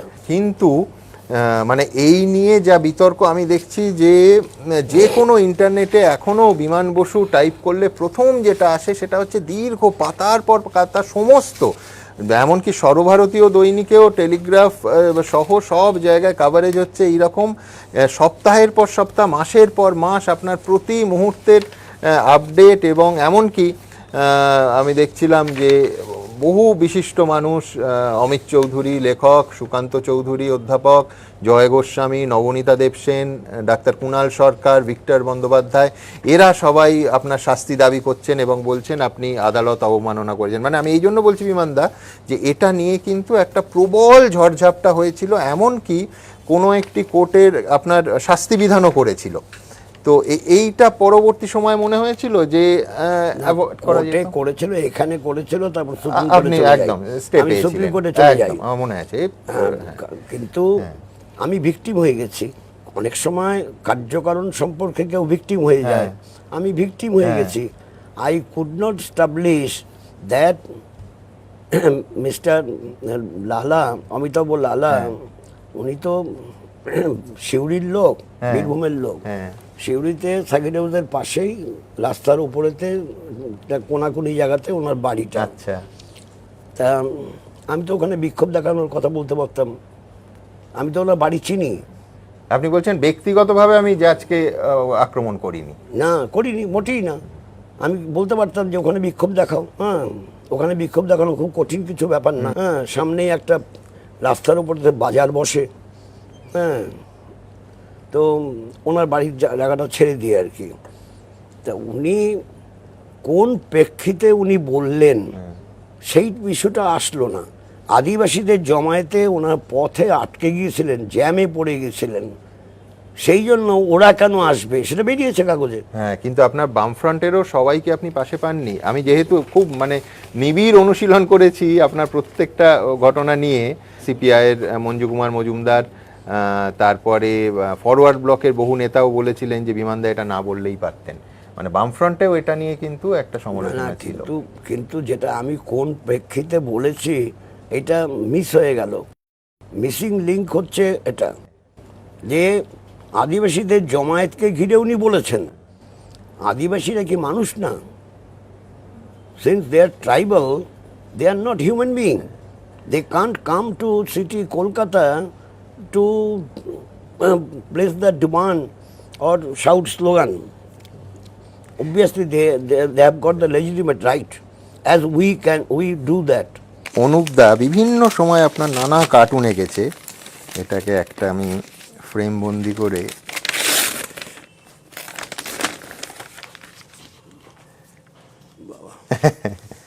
এটা বিমানদা আপনার জন্য এনেছি। তোমাকে একটা ছবি আমি দেখাতে পারি, হ্যাঁ তো দিলে আমি তো নিতে হয় হ্যাঁ না, আমার তো ঘর বাড়ি নেই, হ্যাঁ পার্টি অফিস হ্যাঁ। সব এক জায়গায় স্ট্যাক করে রেখে দিচ্ছি। হ্যাঁ আমি বললাম যে মরে গেলে তোরা সব ভাগ করে নিয়ে নিস, না আমি কি করবো, কোথায় রাখবো। এটা যে কখন নিয়েছে কিভাবে নিয়েছে আমি জানি না। দারুণ। হুম, না আমাকে ডাকছিল, হ্যাঁ আর সেই সময় ওই তুলেছে। মোমেন্টটা তুলেছে ওই মোমেন্টটা তুলেছে। বিমানদা। খুব ইন্টারেস্টিংলি দেখুন, একটা খুব আমি বলবো ধারণা, পারসেপশন, যেভাবেই এটা ব্যাখ্যা করি, সেটা হচ্ছে যে বামফ্রন্ট সরকারের সব থেকে তীক্ষ্ণ সমালোচনা, তীব্র সমালোচক হচ্ছে আনন্দবাজার পত্রিকা, অথচ বহু ক্ষেত্রে আপনার অবস্থানের ভূয়সী প্রশংসা, এটা এখন এই 30, 35 বা 40 বছর পরে দেখছি বলে খুব স্পষ্ট হচ্ছে। ধরুন এটা হচ্ছে 1990 সাল, কি ইন্টারেস্টিং। 1990 সালে তখন ওই দুজন কলামিস্ট ছিলেন, এখনও তারা আছেন, আশিস ঘোষ এবং দেবাশিস ভট্টাচার্য। তো দুজনের লেখাতেই একাধিক পার্টির ভেতরে এই পার্টিকে দুর্নীতি মুক্ত করার ইস্যুতে বারবার আপনার পাশে আনন্দবাজার পত্রিকা দাঁড়াচ্ছে। শুধু দাঁড়াচ্ছে না, ইস্যুটা একটু আমার তো মনে ছিল না, দর্শকদেরও প্রত্যেকের হয়তো মনে থাকবে না, আমি একটু মনে করিয়ে দিই। তৎকালীন মেয়র ছিলেন কমল বসু। কমল বসু আমেরিকাতে গেছিলেন, দুটো মূলত তার বিরুদ্ধে ইস্যু ছিল। একটা হচ্ছে রডন স্কোয়ার এবং পরবর্তীকালে আরেকটি পার্ক, সত্যনারায়ণ পার্ক, সেটা ব্যবসায়ীদের হাতে তুলে দেয়া হচ্ছে বলে কলকাতায় বিতর্ক হয়েছিল। বিরোধী দল শুধু বিতর্ক করেনি, পার্টির ভেতর থেকেও তার সমালোচনা করেছিলেন বিমান বসু এবং বুদ্ধদেব ভট্টাচার্য। তো তখন কমল বসু ফিরে এসে একটা মন্তব্য, তা নিয়ে আজকের মতো টেলিভিশন মিডিয়া ছিল না, কাগজে খুব লেখালেখি হয়, তিনি বলেন যে ব্যবসায়ীদের কালো টাকা তো থাকবেই। কিন্তু বারবার এই ইস্যুতে আনন্দবাজার পত্রিকা এবং বিমান বসুর অবস্থান একেবারে মিলে গেছে। আপনার মনে আছে এই গোটা ঘটনাটা? মনে আছে। আচ্ছা, তারপরে বোধহয় আপনি আর বিতর্কটাকে বাড়াননি, কিন্তু পরের নির্বাচনে আর কমল বসুকে মেয়র হিসেবে প্রজেক্ট করে আর তাকে মেয়র করা হয়নি। সেটা কি আপনাদের ভেতর থেকে প্রতিবাদ? তার কোনো প্রভাব তার সেক্ষেত্রে ছিল না। আচ্ছা, হ্যাঁ, উনি নিজেও দাঁড়াতে চাননি আর। আচ্ছা। আনন্দবাজার পত্রিকায় লেখা হচ্ছে, বিমানবাবুর এক নিকট আত্মীয় কয়েক বছর আগে একটি বেসরকারি শিল্প সংস্থার উচ্চ পদে চাকরির আবেদন করেছিলেন। চাকরিটির জন্য প্রয়োজনীয় যোগ্যতাও তার ছিল, তবু আবেদনপত্রে রেফারি হিসেবে তিনি নাম লিখেছিলেন বিমান বসুর। সেই কথা জানতে পেরে বিমানবাবু আগাম ওই সংস্থায় যোগাযোগ করে বলে দেন ওই আবেদনকারীকে যেন চাকরি দেয়া না হয়। তার যুক্তি ছিল, আবেদনপত্রে তার নাম লেখার ফলে এমন ধারণার সৃষ্টি হতে পারে যেন বিমান বসুর আত্মীয় বলেই তাকে চাকরি দেয়া হয়েছে, এটা তিনি চান না। লেখা হচ্ছে আনন্দবাজার পত্রিকায়। এটা মনে আছে আপনার? মনে আছে। আচ্ছা, মনে আছে। আরেকটা অংশে লেখা হচ্ছে বিমান বসু সম্পর্কে, আজ সিপিএমের সরকারি ক্ষমতা ভোগের 13 বছরে পার্টির বড় থেকে ছোট বহু নেতা ফুলে ফেঁপে উঠলেও বিমানবাবুর আঙুল ফুলে কলাগাছ হয়নি। তার ব্যক্তিগত সততা নিয়ে এখনো পর্যন্ত কোনো প্রশ্ন ওঠেনি। তার পরম শত্রুও স্বীকার করবেন, বিমানবাবু এমন এক ব্যক্তি যিনি পার্টিকে তার ব্যক্তিগত স্বার্থে ব্যবহার করেননি।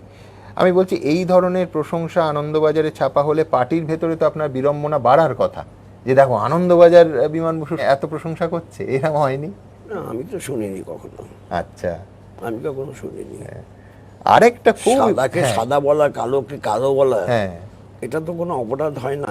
কিন্তু সেই বলার ক্ষেত্রে বিমান বসু বহু ক্ষেত্রে কিন্তু একটা নিজস্ব অবস্থান একেবারে স্থির করতে পেরেছিলেন। আমি একটা ছোট্ট উদাহরণ দিচ্ছি, ওই 9-এর দশক, গত শতকের। গত 13 বছরের বামফ্রন্ট রাজত্বে মুখ্যমন্ত্রী তথা পুলিশ মন্ত্রী জ্যোতিবাবুর আমলে পুলিশ প্রায় 1300 রাউন্ড গুলি চালিয়েছে। 13 বছরে 1300 রাউন্ড।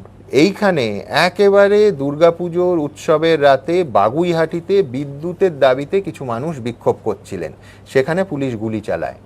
বিমান বসু তখন কিন্তু বামফ্রন্ট একেবারে তুঙ্গ বিন্দুতে, আমি বলবো যে বিমান বসু বক্তৃতা করেছেন এবং কঠোর সমালোচনা করেছেন, প্রকাশ্যে বলেছিলেন, আমি কোট আনকোট যাচ্ছি, কংগ্রেসের আমলে বহু কঠিন পরিস্থিতির মোকাবিলাতেও পুলিশ এইভাবে গুলি চালায়নি। সেই সময় অনেক অগ্নিগর্ভ পরিস্থিতিতেও কিছু পুলিশ অফিসার ধৈর্যের সঙ্গে কাজ করেছেন। লাঠি চলেছে, কাঁদানে গ্যাস ছোড়া হয়েছে, কিন্তু গুলি চলেনি।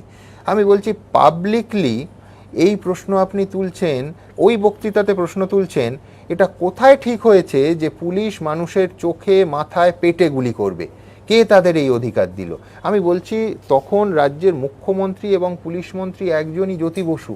তো এই সরাসরি সমালোচনায় তো বিমানদা আপনার মানে পার্টিতে আপনার সমালোচনা হওয়ার কথা, রেজিমেন্টেড পার্টি। হবে কেন?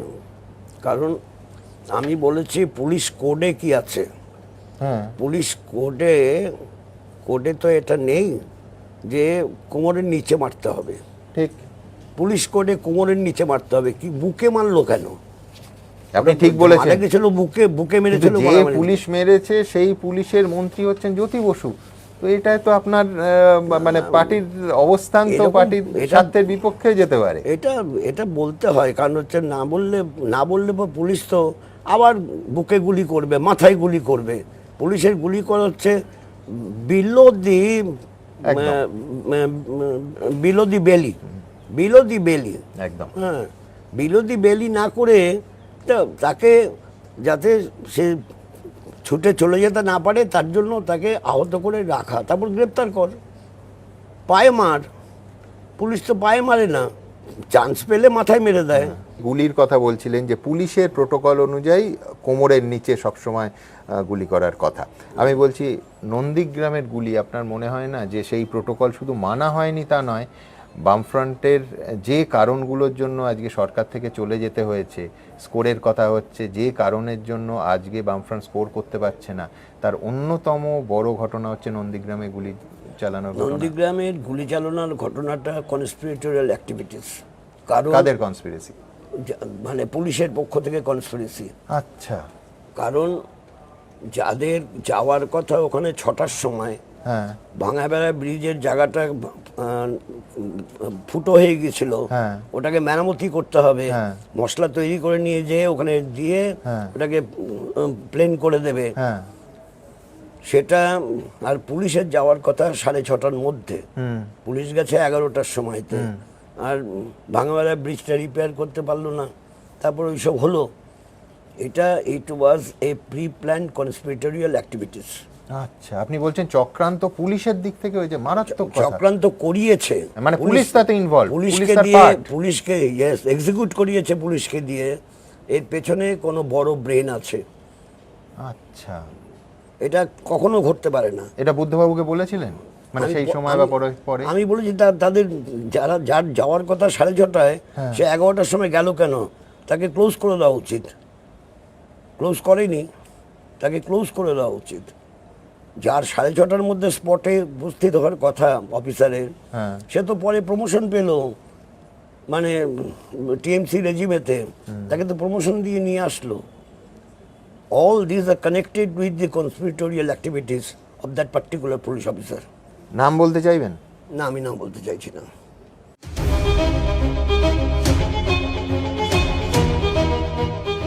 নিউ মার্কেটে স্টল বিলি নিয়ে একেবারে প্রকাশ্যে নিজের অবস্থান শুধু স্পষ্ট করে জানিয়েছেন তা নয়, আপনি স্পষ্ট বলেছেন যে নিউ মার্কেটে স্টল বিলি নিয়ে দুর্নীতি হয়েছে, তাতে আবার সেই মেয়রের কথা আসবে, কমল বসু, একেবারে প্রকাশ্যে একটা সংঘাতের পরিস্থিতি তৈরি হয়েছিল। তো এই দুর্নীতিগুলো নিয়ে আপনি প্রকাশ্যে তো মুখ খুলেছেন রেজিমেন্টেড পার্টিতে, তো আপনার তো শত্রু সংখ্যা দলের মধ্যে অন্তত বাড়ার কথা। না, শত্রু সংখ্যা বাড়া আর কমার প্রশ্ন নয়। হ্যাঁ, আমার কাছে দফায় দফায় এই যখনই এসছে, 2জন কম এসছে, 2জন এসছে, 4জন এসছে, 6জন এসছে, মানে দল করে এসছে। যারা নাকি ড্রাই ফ্রুটস বিক্রি করে নিউ মার্কেটে, সেই ড্রাই ফ্রুটস বিক্রি করা লোকেদের যখন নতুন অ্যালটমেন্ট হবে, সেটা হয়েছে টয়লেটের সামনে। হ্যাঁ, তারা এসে আমাকে দেখাচ্ছে, তারা ম্যাপ দেখাচ্ছে যে এইদিকে টয়লেট আর এখানে আমাদের ড্রাই ফ্রুটস, লোকে কিনতে আসবে। আমি সেটাই বলেছি, আর আমার বলার জন্য যাই হোক না কেন পরে কিন্তু টয়লেটের সামনে হয়নি।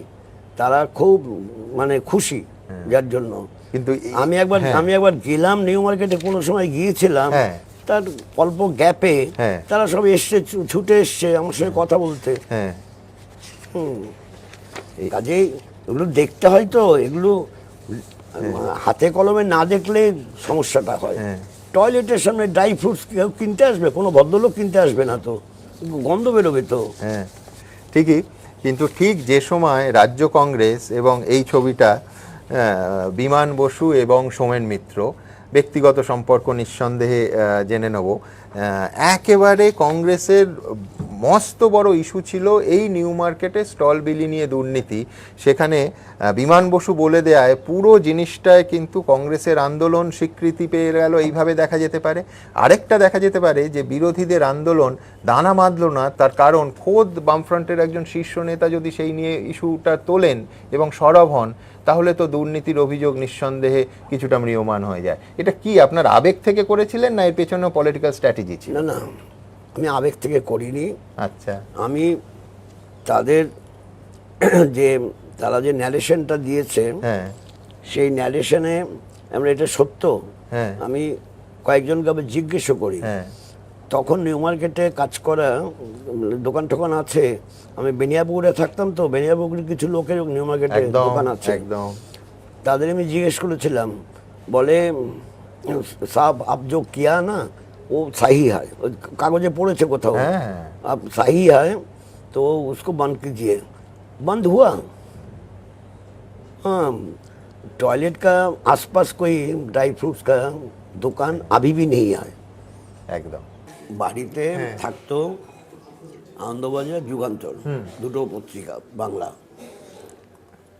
তারপর বাবার জন্য পরে বসুমতী হলো। আচ্ছা। বাবা বসুমতী পড়তে চান, তোরা বসুমতী আনিস না কেন? আর ছিল তখন তো টেলিগ্রাফ নেই, শেষম্যান, অমৃতবাজার, এই ছিল পত্রিকা। সে তো আমি পত্রিকার পাঠক খুব বাচ্চা বয়স থেকে, একবারে মানে বলা যায় চাইল্ডহুড থেকে। একটু বড় হয়েছি, কিন্তু আমাকে প্রথম কাগজ পড়তে দিত না। আচ্ছা। বাড়িটা তো যৌথ পরিবার ছিল, দাদারা পড়বেন। এই গল্পটা আপনি বলেছেন, টাইগার। হ্যাঁ, টাইগার টাইগার মনে আছে? হ্যাঁ, আমার আপনার বলা সব গল্প মনে আছে। না না, আমার কিন্তু টাইগার মানে আমি যেটাই আসতো তার নাম টাইগার দিতাম। ও আচ্ছা আচ্ছা, তাই? টাইগার মানে আমি টাইগার নাম দিতাম। ও আচ্ছা আচ্ছা। অ্যালসেশিয়ান ছিল, আমি মানে তিনটে দেখেছি। প্রথমটার আমি নাম দিলাম, আমি নাম দিয়েছি টাইগার, আর টাইগার রেসপন্স করে। সেকেন্ডটারও নাম টাইগার, থার্ডটা আমি চলে আসছি, বাড়ি ছেড়ে চলে আসি। থার্ডটা খুব নাকি মানে খুব খাওয়া দাওয়া করছে না, আমার সঙ্গে খুব ভাবছিল, খাওয়া দাওয়া করছে না, চুপচাপ বসে আছে। বিমানদা, আপনার ঘরে নাকি এমন একজন বন্ধু আছেন যাকে অর্ধেক মাছ না দিয়ে আপনি এখনো খান না। ঠিক যেমন আপনার বাড়ি ছাড়ার আগে, মানে আপনার পূর্বাশ্রমে সেই টাইগার যে মুখে করে আপনাকে কাগজটা নিয়ে আসতো, সবার আগে ওই বাড়িতে একান্নবর্তী পরিবারে, যৌথ পরিবারে আপনি যাতে কাগজটা পান। অর্থাৎ সেই টাইগার নামের কুকুর থেকে আজকের এই ঘরের সঙ্গী এই বেড়ালটি। তো এই পোষ্যপ্রীতি আপনার এখন কিভাবে? আমি দেখছিলাম আলিমুদ্দিনের সিঁড়ি দিয়ে নামতে নামতেও আপনি যে বেড়ালটি উঠছিল, অসংখ্য বেড়াল আলিমুদ্দিন স্ট্রিটের অফিসে, তার গায়ে মাথায় হাত বুলিয়ে দিলেন। না, বিড়াল ও খাবে কি? বিড়াল তো সব কিছু খায় না, ও খাবে কি? আর ও খাবার জন্য বসে থেকে ম্যাও ম্যাও শুরু করে দেয়। আমি বলি বসে থাক, আমি ঠিক দেবো। পোড়োমোর বেড়াল ছানাটি করা যাবে। তারপর দিয়ে দিই, ও খেয়ে চলে যায়। আগে দুষ্টুমি করতো, খেয়ে কোথাও ঢুকে থাকার চেষ্টা করতো না, থাকতে দেবো না, কারণ নোংরা করে ফেলে, অফিস তো। ঠিক। আর আমার মনে হয় যে পায়েসের গল্প আপনি বলেছিলেন 2008 সালে, ওই বাসমতি চাল, গুঁড়ো দুধ, না না, সেটা হচ্ছে ফার্স্ট, সেটাই ফার্স্ট আমার, সেটাই ফার্স্ট পায়েস খেতে ইচ্ছা করেছে। তো আমার একটা অভ্যাস আছে, কিছু ইচ্ছে করলো কাউকে আমি বলি না, সেটাকে আমি যদি পূরণ করতে পারি ভালো, না হলে আমার সাধ্যের মধ্যে নেই, হলো না। তা আমি যেন আজকে আমি রাত্রিবেলা খাবারটা খাবো না, আমি বাসমতি চাল কিনলাম, চিনি কিনলাম, গুঁড়ো দুধ কিনলাম প্যাকেট, ওকে গুঁড়ো দুধ দিয়ে দুধ বানিয়ে নিলাম, চিনি আছে হ্যাঁ আর চালটা, আর আমি শুনেছিলাম, শোনা কথা, হ্যাঁ। আমি অদ্ভুত মিলে গেল হ্যাঁ। যে বাসমতি চালে এটা করতে 18 থেকে 20 মিনিট লাগে। হ্যাঁ। তা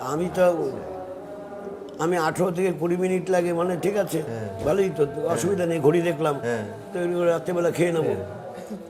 এখন সেটা হলো, এই যে হলো, এখন মাঝে মাঝে ইচ্ছে করে এই অফিসের ছেলেরা এরা তো ওইরকম ভালো পায়েস খেতে পায় না, ঠিক।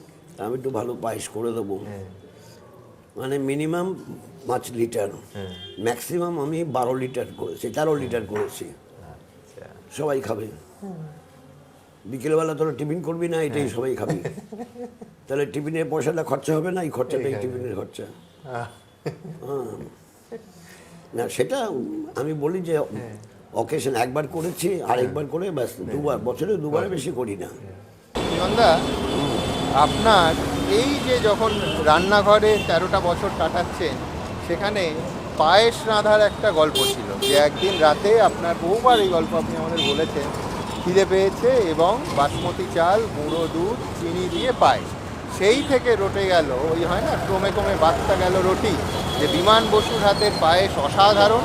বোধহয় সুন্দরিয়ারাও পায়েস খেয়েছেন, আমার তো মনে আছে একবার খবরে এসেছিল পুরুলিয়ায় পার্টি কংগ্রেস চলেছিল, সেখানেও আপনি সবাইকে পায়েস রেঁধে খাওয়ান। পায়েস আর খিচুড়ি হচ্ছে বিমান বসুর ট্রেডমার্ক, তাই তো? পায়েসটা হ্যাঁ শীতকালে খেতে ভালো লাগে, হ্যাঁ সেই জন্য ঘরবাড়ি ছাড়ার পর হ্যাঁ পায়েস এখন অবশ্য কিনতে পাওয়া যায়। হ্যাঁ, এখন মিষ্টির দোকানে পায়েস বললে পায়েস দেয়, রেডিমেড পায়েসও হয়। রেডিমেড পায়েস পাওয়া যায়, আগে পাওয়া যেত না। কিন্তু এই রেসিপি তো আপনার মায়ের।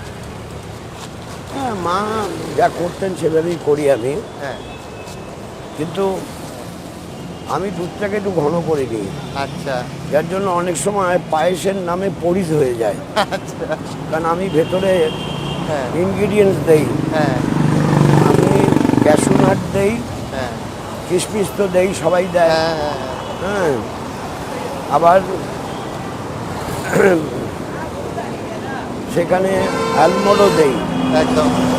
আর সেই যে প্রথম আপনি পায়েসটা রেঁধেছিলেন, সেইটা তো বোধহয় পরের দিন সকালে ব্রেকফাস্টেও অবধি চলেছিল। হ্যাঁ, বেশি হয়ে গেছে, হ্যাঁ আমি তো অল্প খাই, বেশি হয়ে গেছে। যেটা রবীন্দ্রনাথ পছন্দ করতেন, পয়োধি, রবীন্দ্রনাথ তো হ্যাঁ মানে ভীষণ পছন্দ ছিল পয়োধিটা, জলযোগ থেকে রবীন্দ্রনাথের বাড়িতে পয়োধি।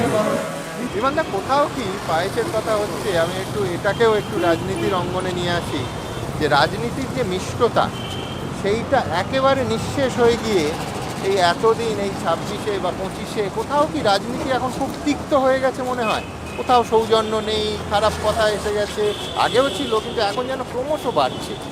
ভীষণভাবে বাড়ছে, মানে সামাজিক জীব হিসাবে হ্যাঁ সমাজকে, সমাজবদ্ধ মানুষের হ্যাঁ কাজকর্মের প্রশ্নে রাজনীতি যারা করে তাদেরও দায়িত্ব আছে, হ্যাঁ তাদের যে দায়িত্ব আছে তাদের বুঝতে পারছে না, হ্যাঁ এমন সব উদ্ভট কথাবার্তা বলছে হ্যাঁ যার থেকে স্কুলে পড়া ছেলেমেয়েরা হ্যাঁ কুশিক্ষা পাচ্ছে।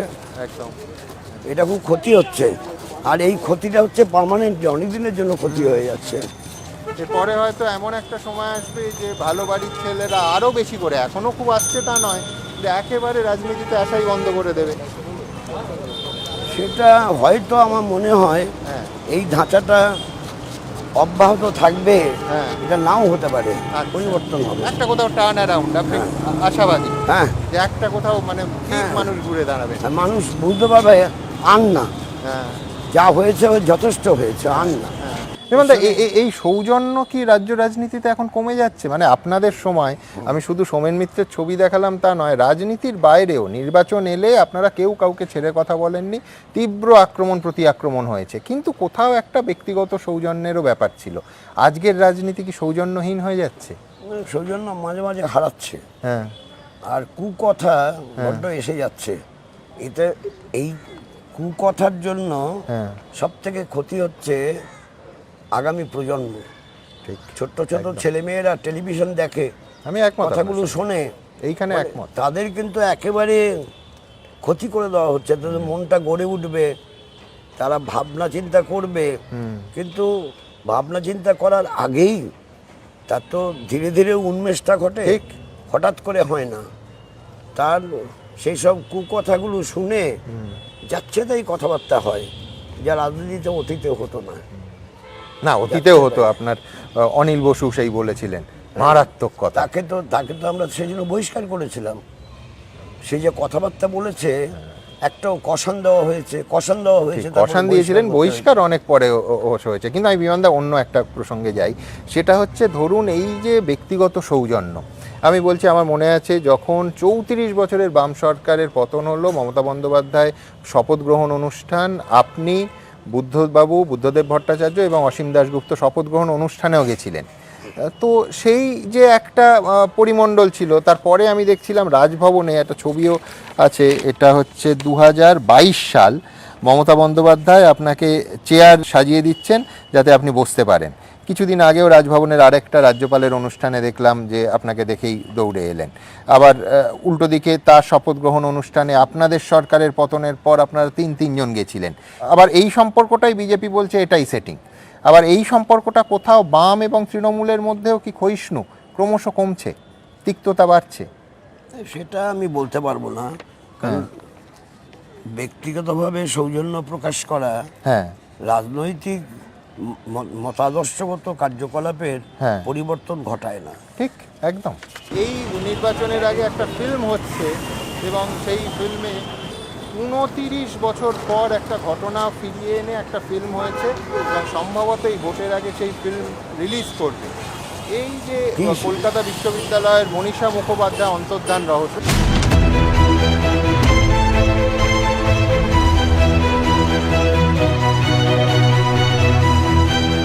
এটা কি সত্যি বামপন্থী নেতাদের আলিমুদ্দিন স্ট্রিটের বা আপনার কোনো ভূমিকা ছিল এই অন্তর্ধানে? আমি জানি না কিছু, আমি অন্তর্ধানের ব্যাপারে একদম কিছু জানি না। আমি শুধু কাগজে পড়েছি।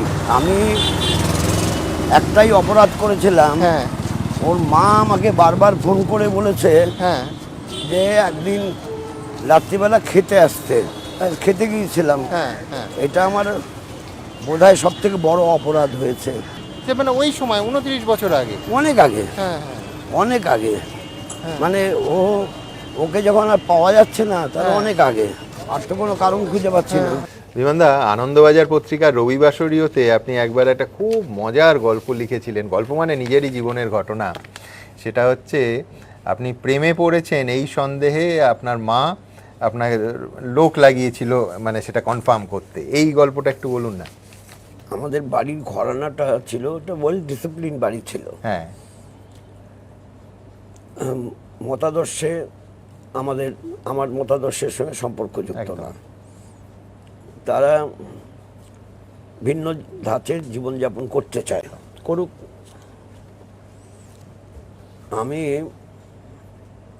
আমাকে যখন 1969-এ ম্যাকনামারার যে ভিজিট, সেটা আমরা আটকাতে চাইছি, সেই ব্যাপারেতে অদ্ভুত ব্যাপার, কিছু নকশাল নেতার বিরুদ্ধে পুলিশের ওয়ারেন্ট হয়েছিল, আমার বিরুদ্ধেও ওয়ারেন্ট হয়েছিল। আচ্ছা, এখন ওয়ারেন্ট যখন যেদিন গ্রেপ্তার করতে হয়েছেন, তো অবজারভেশন করে, তো আমি ধরে ফেলেছি।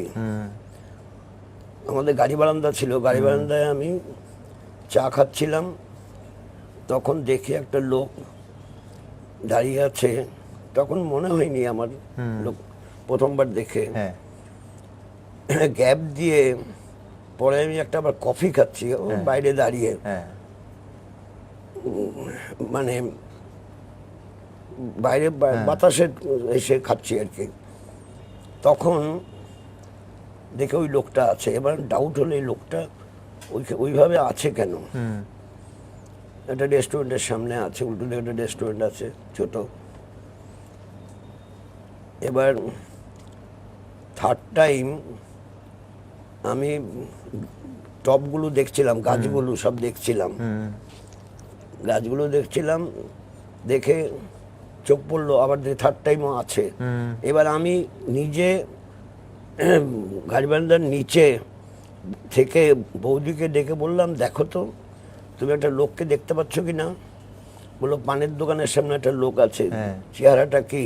হ্যাঁ, পরনে বলে একটা জামা পরা আছে, তোমার মতো পাঞ্জাবি না, জামা আর ধুতি পরা আছে, হাতে একটা ছাতা আছে। এবার আমি কনফার্ম হয়ে গেলাম, একে পোস্ট করা হয়েছে। একদম। এখন ন্যাচারালি রাত্রিবেলা বাড়ি ফিরলাম না, একবারে ফান্ডোরে একটা বাড়িতে চলে গেলাম, বড়লোকের বাড়ি, কেমিক্যালের ব্যবসা করে, কিন্তু গেস্ট রুম আছে আমি জানি। আমি বেল টিপেছি, আজকে আমি আপনাদের গেস্ট হব, মানে ফোনও আছে, সুবিধা আছে। তা সেখানে আমি চলে গেলাম। সকালবেলা উঠে দোতলায় মুখার্জি বাড়িতে ফোন করলাম যে মাকে ডেকে দেওয়ার জন্য। আর সে মেয়েটা ধরেছে, মানে বিমানদা কালকে আপনাকে গ্রেপ্তার করতে এসেছিল। মানে লোকজন সবাই জেনে গেছে আর কি। এইটা নিয়ে কথা হয়েছে বাড়িতে, যে ও তো আমার সামনে কিছু বলে না, দাদারা বারবার পুলিশের রেইড হচ্ছে, আগেও রেইড হয়েছে, পুলিশের রেইড হচ্ছে, ব্যবসা করে দেখে ভাবছে যে লোকে কি মনে করবে, তোমাদের মাথা ব্যথা কিছু, তোমাদের জন্য তো পুলিশ আসছে না, পুলিশ আসছে আমার জন্য। আমি, মা আমার রিপোর্টার এই ব্যাপারেতে, মা বলে দিয়েছেন আমাকে, সবটাই বলেছেন। তা আমি তখন ঠিক করলাম যে বাড়িতে থাকবো না, কাগজে বিজ্ঞাপন দেওয়া শুরু করলাম। আবার সেই স্টেটসম্যান পত্রিকায় দুবার দিয়েছিলেন? দুবার দিয়েছি, বিজ্ঞাপন দেওয়া শুরু করলাম। বিজ্ঞাপন দিয়ে পেলাম, পছন্দ হয়েছে, সব স্যালামি। আর আমাকে সুন্দরায় বলেছেন, আমাকে সেন্ট্রাল কমিটির কাজের জন্য নিয়ে নিচ্ছে। সুন্দরায় বলেছেন যে স্যালামি দেওয়া যাবে না, অ্যাডভান্স দেওয়া যেতে পারে 25,000 আপ টু 30,000, আপ টু 30,000 দেওয়া যেতে পারে, মাসে মাসে কাটা যাবে ভাড়ার সঙ্গে। তো হলো না, দুবার দিয়েও আমার হলো না, সব স্যালামি, নো অ্যাডভান্স। তখন আমি দেখে বেড়াচ্ছি কোথায় আমি যেতে পারি। হঠাৎ খবর পেলাম যে কৃষক সভা অফিসে যে রান্নাঘরটা, সেই রান্নাঘরটা ব্যবহার হয় না, তারা তালা দিয়ে রেখে দিয়েছে। ওরা একটা হিটারেতে চা করে খায়, রান্নাঘরের ব্যবহারের জন্য। বাইরে ওদের ওখানে একটা গাড়ি বারান্দা আছে, গাড়ি বারান্দাতে করে। তা আমি খবর পাওয়ার পরে শুনলাম যে লক্ষ্মী সেন, উনি নাকি ওটা বুক করেছেন, তালা দিয়ে গেছিলেন, তালা দিয়ে রেখেছেন। তো আমি বললাম যে তাহলে লক্ষ্মীদা থাকবেন কি করে, তার তো এটা অফিস, তো এটা কোনো পুরুষ মানুষ থাকতে পারে, কিন্তু লক্ষ্মীদা বিবাহিত, ছেলে মেয়ে আছে, কি করে থাকবে লক্ষ্মীদা? তো সেটা দীনেশদার মাধ্যমে ব্যাপারটা পেলাম। তো তারপর প্রমোদদাকে বললাম, প্রমোদদা বললেন যে লক্ষ্মীদা শুনেই, থ্যাঙ্কস টু লক্ষ্মী সেন, লক্ষ্মীদা শুনেই যে বিমান থাকবে, আমি রাখবো, আটকে রাখবো কেন, চাবিটা নিয়ে নাও, চাবিটা দিয়ে দিল। তারপরে আমি শুরু করলাম। এই সময় মার মনে হয়েছে আমার কোনো পছন্দের কেউ আছে, তাই বাড়িতে বলছে না, ও হয়তো বা এরকম, মানে একা থাকবে, বিয়ে শাদী করবে। বিয়ে শাদী করলে মাকেই বলতে পারতাম আমি বিয়ে শাদী করবো, যার জন্য মাকে আমি বলে এসছিলাম, মা আমি গৃহত্যাগী হচ্ছি, গৃহী হওয়ার জন্য না। মা আমার কথাটা বোধহয় ফলো করেনি। তাহলে মা এরকম গোয়েন্দাগিরি করতেন না। বৌদিদের বলেছেন যে খোঁজ খবর নিতে, তারপরে মেয়েকে পছন্দ হয়েছে, তারপরে বুঝে গেছে যে না, এটা ঠিক না, মানে এটা রং আইডিয়া। একটা কথা বলুন, সেটা হচ্ছে আমি নিজের চোখে দেখেছি বিদ্যাসাগর মেলা বলুন, পুরুলিয়ার প্রত্যন্ত গ্রামে, যেখানে মানে বাচ্চা দেখেছেন গাড়ি থামিয়েও আপনি কোলে নিয়েছেন, আদর করেছেন। এই ছবিটা যেমন, এটা অবশ্য বিদ্যাসাগর মেলাতেই 2008 সালে বাচ্চাদের সঙ্গে খেতে বসেছেন। তো আপনার মানে অপত্য স্নেহ প্রচণ্ড, বাচ্চাদের আপনি ভীষণ ভালোবাসেন। তো নিজের সন্তান হওয়ার কথা, নিজের বাচ্চাদের মানুষ করবেন, এই দিক থেকেও কোনোদিন সংসার করার ইচ্ছে হয়নি? আমার প্রথম আমার রাগ ছিল যে এতগুলো আমরা কেন, হ্যাঁ আমাদের ফ্যামিলিটা বড় আচ্ছা, ছিল, হ্যাঁ একদম। ওটার জন্য রাগ ছিল আমার। আচ্ছা এত কেন, এতগুলো কেন? হ্যাঁ, and I had a talk with my mother and father. আচ্ছা তাদেরকে আমি বলেছি, তারা চুপচাপ। হ্যাঁ। মা বলেছেন যে এইসব কথা বলিস না, হ্যাঁ এইসব কথা বলতে নেই। বাবাকে বলেছে, বাবা চুপ চুপ আছেন। হ্যাঁ, আমারই এটা মানে একটা অ্যাভার্সন মতো বলা যেতে পারে। কি দরকার ছিল এত? মানে এই বড় সংসার থেকেই আপনার সংসারে বিতৃষ্ণা। হ্যাঁ, আচ্ছা। একটা ফুটবল টিম তৈরি করে দিয়েছে। হ্যাঁ হ্যাঁ, এই আমার পছন্দ না। এই আমার বাচ্চা বয়স থেকে জ্ঞানের উন্মেষ হওয়ার সময় থেকে আমার কাছে ধাক্কা লেগেছে। এত বড় কিসের, কেন, কি দরকার ছিল? কি ইন্টারেস্টিং ঘটনাচক্রে এসআইআর নিয়ে এত বিতর্ক। আমি সোর্স বলবো না, আমার কাছে একেবারে একটা ওই যেরকম ওদের অ্যাপে আসে, তাতে এই ফুটবল টিমের কথায় মনে পড়লো, ওই লজিক্যাল ডিসক্রিপেন্সি বলে একটি বস্তু হচ্ছে, অসঙ্গতি, সেইটা ফাইন্ড আউট করছেন এবং ওইটা হচ্ছে আমার ধারণা এআই দিয়ে, যার ফলে প্রচুর ভুলভ্রান্তি হচ্ছে। এইটা লেখা হচ্ছে কেন এআই লজিক্যাল ডিসক্রিপেন্সি পেয়েছে এক্ষেত্রে, যে you have been link as son or daughter with someone who is also claimed by 6 others as father, giving suspicion of a likely incorrect match. অর্থাৎ কারুর যদি 7টা সন্তান হয়, এআই মেশিন তাকে শুনানিতে ডাকছে অথবা বলছে যে তার অসঙ্গতি আছে। এ তো ভাবুন আপনার পরিবারের এসআইআর এর সময় কি অবস্থা হতো। এগুলো অন্যায়, সবাইকে লাইনে এসআইআর এ দাঁড়াতে হতো। এগুলো অন্যায়। আচ্ছা, আর একটা জিনিস, যেহেতু ফুটবলের কথা আপনি বললেন, ফুটবল টিমের কথা, আপনি নিজে তো ফুটবল খেলতে খুব ভালোবাসতেন। আপনি আর্সেনালের শুধু সেখানে দেখতে গেছেন তা নয়, আপনি বোধহয় কোনো একটা শিল্ডও খেলেছিলেন একবার। না, সেটা খেলেছিলাম, মন্টু শিল্ডে খেলেছিলাম। আচ্ছা, তখন ছোট স্কুলে। হ্যাঁ, প্রথমে তো ব্যাকে খেলতেন, তারপরে বোধহয় ফরওয়ার্ড। সেটা তার জন্য মানে আমি কৃতিত্ব দেব, হ্যাঁ, ওই যে প্রশান্ত বন্দ্যোপাধ্যায় যিনি হ্যাঁ লিখতেন, হ্যাঁ ওনার সঙ্গে পরে আমার কথা হয়েছে। উনি টিচার ছিলেন, হ্যাঁ উনি গেমস টিচার ছিলেন। হ্যাঁ আমার দম দেখে উনি বললেন যে টিমের ক্যাপ্টেন আছে তো, শোনো, মনে হচ্ছে বিমানকে, তখন তো রুলস ছিল আলাদা, হ্যাঁ তখন মাঠের অর্ধেক এইদিকে অর্ধেক ওইদিকে, হ্যাঁ, তখন যে সারা মাঠ ঘুরে বেড়ানো, তখন তো স্কোপ ছিল ঠিক না। ঠিক ঠিক। কাজে আমি ছিলাম ডিফেন্ডার, তার মানে ব্যাক। হ্যাঁ, তো ওকে ফরওয়ার্ডে দিয়ে একবার আচ্ছা, দেখো। হ্যাঁ যেই খেলাতে আমি নামলাম, ফরওয়ার্ডে গেলাম, হ্যাঁ দিলাম গোল। হ্যাঁ একবার গোল দিলে যা হয় আর কি, ওই গোল আর শোধ করতে পারলো না, হ্যাঁ। আমরা জিতে গেলাম। হ্যাঁ তখন বললো, দেখলে, এই জন্য বলছিলাম, এরপর থেকে আমি সবসময় ফরওয়ার্ডে খেলেছি। দেখুন, ফুটবলের কথা হচ্ছে বিমানদা, আপনি আর্সেনালের শুধু ক্লাব ভিজিট করেছেন তা নয়, নিজে ফুটবল খেলেছেন, ফুটবল ভালোবেসেছেন। এই যে মেসি নিয়ে কিছুদিন আগে যে মেসটা হয়ে গেল, অথচ বামফ্রন্ট যখন তুঙ্গে তখন পেলে এসেছেন, মারাদোনা এসেছেন, তো আপনার ইচ্ছা হয়নি কখনো যে গিয়ে তাদের সঙ্গে ছবি তুলি বা হ্যান্ডশেক করি, তাদের সঙ্গে আলাপ করি? আপনি মানে ফুটবল প্রেমী, আপনি ফুটবল ফ্যান। না, ফুটবল প্রেমী আমার ওরকম। আমি যেরকম, যখন সেলফি কেউ তুলতে আসে, হ্যাঁ, আমি বলি সেলফি চলবে না, সেলফিটা হচ্ছে সেলিব্রিটিদের জন্য, আমি সেলিব্রিটি না। এই কালকেও বলতে হয়েছে, হ্যাঁ যেখানে যাই সেখানে সব সেলফি তুলতে আসে, আমার পছন্দ না সেলফিটা। তা এখন ওখানে আমি মাঠে যাব, কারোর সঙ্গে ছবি তুলবো, আমার মানসিকতায় বিষয়টা নেই। দেখতেও ইচ্ছে করেনি যে পেলে না, হাত মিলিয়ে আসি বা না, মারাদোনার দেখতে সঙ্গে তো হাত ইচ্ছা করে। মিলিয়ে আসি। এখন তো আগে হলে তো দেখতে ইচ্ছা করলে যেতে হতো, হ্যাঁ। এখন তো আমি পর্দায় দেখছি। আচ্ছা আমি যে খেলা দেখি না তা না, হ্যাঁ। আমি পর্দায় দেখি, টিভির পর্দায় দেখি। আচ্ছা, ফুটবলে আপনি ব্যাকে খেলতেন বলেই কি পার্টির ব্যাকরুম বয় হিসেবে থেকে গেলেন? না, ব্যাকে আমি খেলিনি, আমাকে দেওয়া হলো যখন ফরওয়ার্ডে, তারপর আমি সবসময় ফরওয়ার্ডেই খেলেছি। হ্যাঁ। আমি স্কোরও করেছি। হ্যাঁ।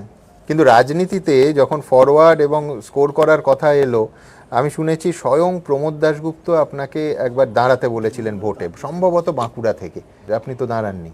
আমার প্রথম বাঁকুড়া থেকে এসছে তা না, আমি একবার বাইরে গেছি, হ্যাঁ, পার্টি সিদ্ধান্ত করে যে ছাত্রটা করবে, সেটা আমাকে কিছু সাহায্য করতে হবে ছাত্র করার জন্য। তো এটা পার্টি ডেকে আমাকে নেতৃত্ব বলে।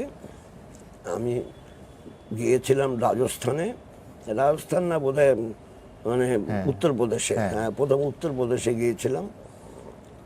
কিছু নেই, কয়েকজনকে নিয়ে বসে দেখা হলো, চেষ্টা একটা প্রস্তুতি কমিটি করা। ফেরত আসলাম কলকাতায়, শুনলাম আমি বালিগঞ্জের ক্যান্ডিডেট। আচ্ছা, এটা সেকেন্ড যুক্তফ্রন্ট যখন সরকারটা হলো, সেই সময় জ্যোতি ভট্টাচার্য বলেছেন উনি দাঁড়াবেন না। হ্যাঁ, উনি তো একবারই ছিলেন একদম, 67-এ। হ্যাঁ, তা বালিগঞ্জে আমাকে ক্যান্ডিডেট করা হবে, আমি বললাম, কখনো না। তো দেখছি সবাই যুক্ত এর মধ্যে। তো আমি বললাম কিছুতেই না। বোধহয় আমি না যখন বলেছি তখন খবরটা ছড়িয়েছে, হরেকৃষ্ণদা চলে আসলেন। তার পার্টি অফিসে সেদিন আসার কোনো কথা ছিল কিনা জানি না। তুমি নাকি বলছো দাঁড়াবে না, হ্যাঁ, কেষ্ট ঘোষ পক্ষে আছে, হরকৃষ্ণ কোনার পক্ষে আছে, সব পক্ষে আছে আর কি। তা মমতা কিছু মন্তব্য করেননি। ভোটে তো ভগবানও পাশ হয়ে যায়, কাজে সবই পাশ হয়। তা আমি বললাম যে আমি দাঁড়াবো না, তাহলে আমি অন্য কোনো রাজ্যে চলে যাই, সেখানে পার্টি করব। আমি কিন্তু পার্টি করব, কাজে আমি ভোটে কিছুতেই দাঁড়াবো না। হ্যাঁ, তা বলে দাঁড়াবে কে? হ্যাঁ, এখানে অনেকে বলেছে তুমি বেস্ট ক্যান্ডিডেট। হ্যাঁ, বালিগঞ্জ প্লেসে থাকা কয়েকজনের নাম বললো, মানে আমি চিনি ওদেরকে, ওরা তো আমাকে ভালোবাসে। হ্যাঁ, হ্যাঁ, তারা বলেছে, হ্যাঁ অফিসার টফিসার ছিল আর কি। হরেকৃষ্ণদা বললেন, তা আমরা যে ভোটে দাঁড়াই, তাহলে কেন দাঁড়াই? না আপনাদের দাঁড়াতে হবে, কারণ মন্ত্রিসভা হলে আপনাদের মন্ত্রী হতে হবে। বলে কোথায় ঠিক হলো? তুমি জিতলে পর তোমাকে মন্ত্রী করা হবে না? না, আমি মন্ত্রী হওয়ার জন্য জন্মগ্রহণ করিনি। মানে চিরকাল আপনি কিং হতে চাননি, কিং মেকার হতে চেয়েছেন বলে আমি যদি এইভাবে বলি। বলে আমি দেখলাম যে এটা তো রং পুটি হয়ে গেল, কারণ হরেকৃষ্ণদাকে মন্ত্রী হতে হবে। একদম, হ্যাঁ, মানে না না না, সবাই মন্ত্রী হয় না, সবাই মন্ত্রী হয় না, আপনাদের মন্ত্রী হতে হবে, আপনাদের দাঁড়াতেও হবে। এই আমি পারবো না এসব। এমনি তৃণমূল স্তরে আপনার সঙ্গে তো একটা সময় তো আপনি জেলার নেতাদের একেবারে শুধু নামে চিনতেন তা নয়, তাদের পরিবারে কে কী করছে তাই অবধি মুখস্থ ছিল। এখন যে আমাদের যে ভয়ঙ্কর ট্র্যাডিশন 50 বছর ধরে চলে আসছে, কত 30-40 বছর তো বটেই, সেটা হচ্ছে রাজনৈতিক হিংসা। গ্রামে গঞ্জে তৃণমূল স্তরের ক্যাডাররা শাসকদের কাছে বা ক্ষমতাশালীদের কাছে মার খায়। সেই প্রবণতা যদি তুলনা করেন, ধরুন 2011, 2016, সেই তুলনায় এই 26-এ কি কমেছে না বেড়েছে, নাকি এখনও আপনি আশঙ্কা করছেন যে আবার নির্বাচনে আরেকটু ঢাকে কাঠি পড়লে আবার বাম কর্মীরা মার খাবে? সেটা আমার মনে হয় না, কখনোই একই ফর্মে একই পদ্ধতি প্রকরণের মাধ্যমে মানুষকে কাউন্টডাউন করা যায় না। মানুষকে যদি কাউন্টডাউন করা না যায়, তাহলে মানুষের রাজনীতি যারা করে তাদেরকেও কাউন্টডাউন করা যায় না। দেয়ার ইজ এ লিমিট, সেই লিমিটের পর আর চলে না। রিপিট দ্য মিক্সচার করলে পর সেটা তখন কার্যকরী হয় না। সেই লিমিটের জায়গাটা কি ছুঁয়েছে, সেই বিন্দু অবধি পৌঁছেছে? ছুঁই ছুঁই করছে, আচ্ছা, একেবারে ছুঁই ছুঁই করছে। বিমানদা, রাজনীতির কথা যখন হলো, রাজনীতির পাটে আমি বেশি এই সাক্ষাৎকারে ঢুকবো না। আমার একটা প্রশ্ন থাকবে যে বামফ্রন্ট সরকারের 34 বছরে আপনার যেটা মনে হয় সব থেকে ভালো মানুষের জন্য যে কাজ বামফ্রন্ট সরকার 34 বছরে করতে পেরেছে, আমি যদি সেরকম একটা কাজ আপনাকে বাছতে বলি এবং পাশাপাশি একটা খুঁত বাছতে বলি যেটা পারা যায়নি অথবা যেখানে সব থেকে বড় 34 বছরের ব্যর্থতা, দুটো কি বাছবেন? এক নম্বর হচ্ছে land reform in the present set up of the government. মানে যারা জমি চুরি করে রেখে দিয়েছিল তাদের হাত থেকে হিড়ির করে জমি কেড়ে নেওয়া হয়েছে এবং ল্যান্ডলেস পেজেন্টের মধ্যে ডিস্ট্রিবিউট করা হয়েছে। এর সঙ্গে রিলেটেড হচ্ছে যে ক্ষেত মজুরের পাট্টা দেওয়ার ব্যাপারটা, একদম। যেটা তারা আজকে এই জমিতে, কালকে ওই জমিতে, পরশু একটা নির্দিষ্ট থাকছিল না, সেটা করা হয়েছে। এবং 3 নম্বর হচ্ছে যে কৃষির উন্নতি, মানে 2 নম্বর কৃষির উন্নতি ঘটানোর পর যেটা আমাদের স্লোগান ছিল, বুদ্ধ বারবার বলেছে কৃষি আমাদের ভিত্তি, শিল্প আমাদের ভবিষ্যৎ। শিল্প আমাদের ভবিষ্যৎ। এখন শিল্পের ভবিষ্যৎ, শিল্প যেমন সন্দেহ কিছু নেই, কিন্তু শিল্পের ভবিষ্যৎটা কার্যকরী করার ক্ষেত্রে যে পদ্ধতি প্রকরণের মধ্য দিয়ে চলা উচিত ছিল, সেই পদ্ধতি প্রকরণের ক্ষেত্রে নিশ্চয়ই কোনো ত্রুটি হয়েছে, যার ফলে কৃষির ভিত্তির উপর দাঁড়িয়ে শিল্পের প্রসার, এটা তো সভ্যতার ইতিহাস। আজকে আপনি বলছেন ভাবনাটা ঠিক ছিল, প্রয়োগে ত্রুটি হয়েছে। কিছু ত্রুটি নিশ্চয়ই হয়েছে। বিমানদা, আমার শেষ প্রশ্ন, 1997 সালে, আমার তারিখটাও মনে আছে, 9ই জুন, জ্যোতি বসু সাক্ষাৎকার দিচ্ছেন আজকালের সম্পাদক অশোক দাশগুপ্তকে।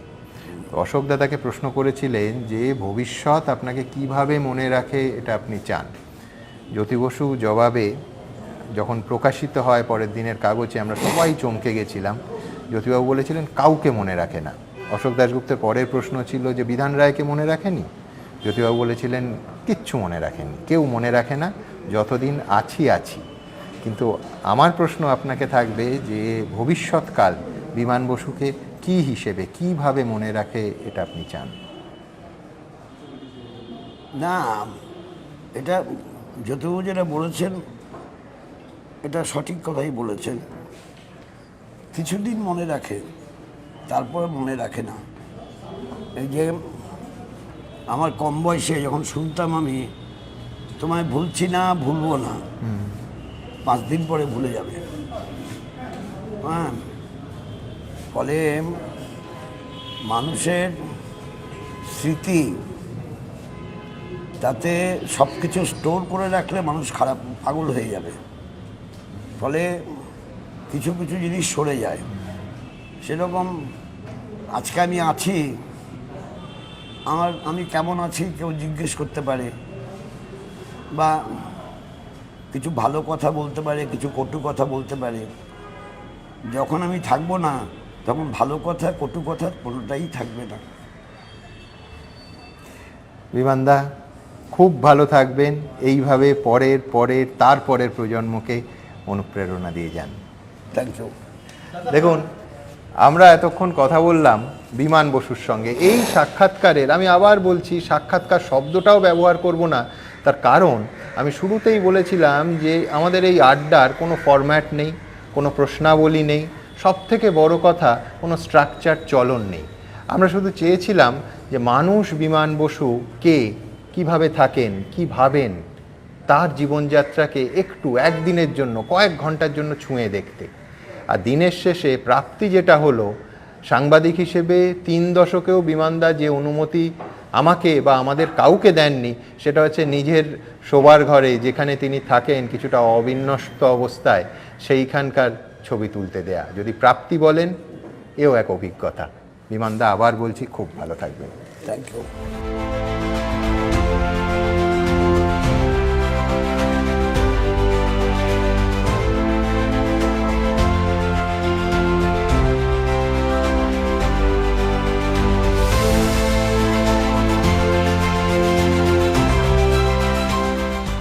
বাংলার বিধান প্রেজেন্টেড বাই ক্যাপ্টেন স্টিলের সেরা দুই, বাড়িকে বানায় শক্তিশালী ও জংরোধক। Platinum sponsor Jack olive oil, eastern India's largest selling Ayurvedic herbal body oil. Co-presenter Shalimar chef গুঁড়ো মশলা, আসল মশলা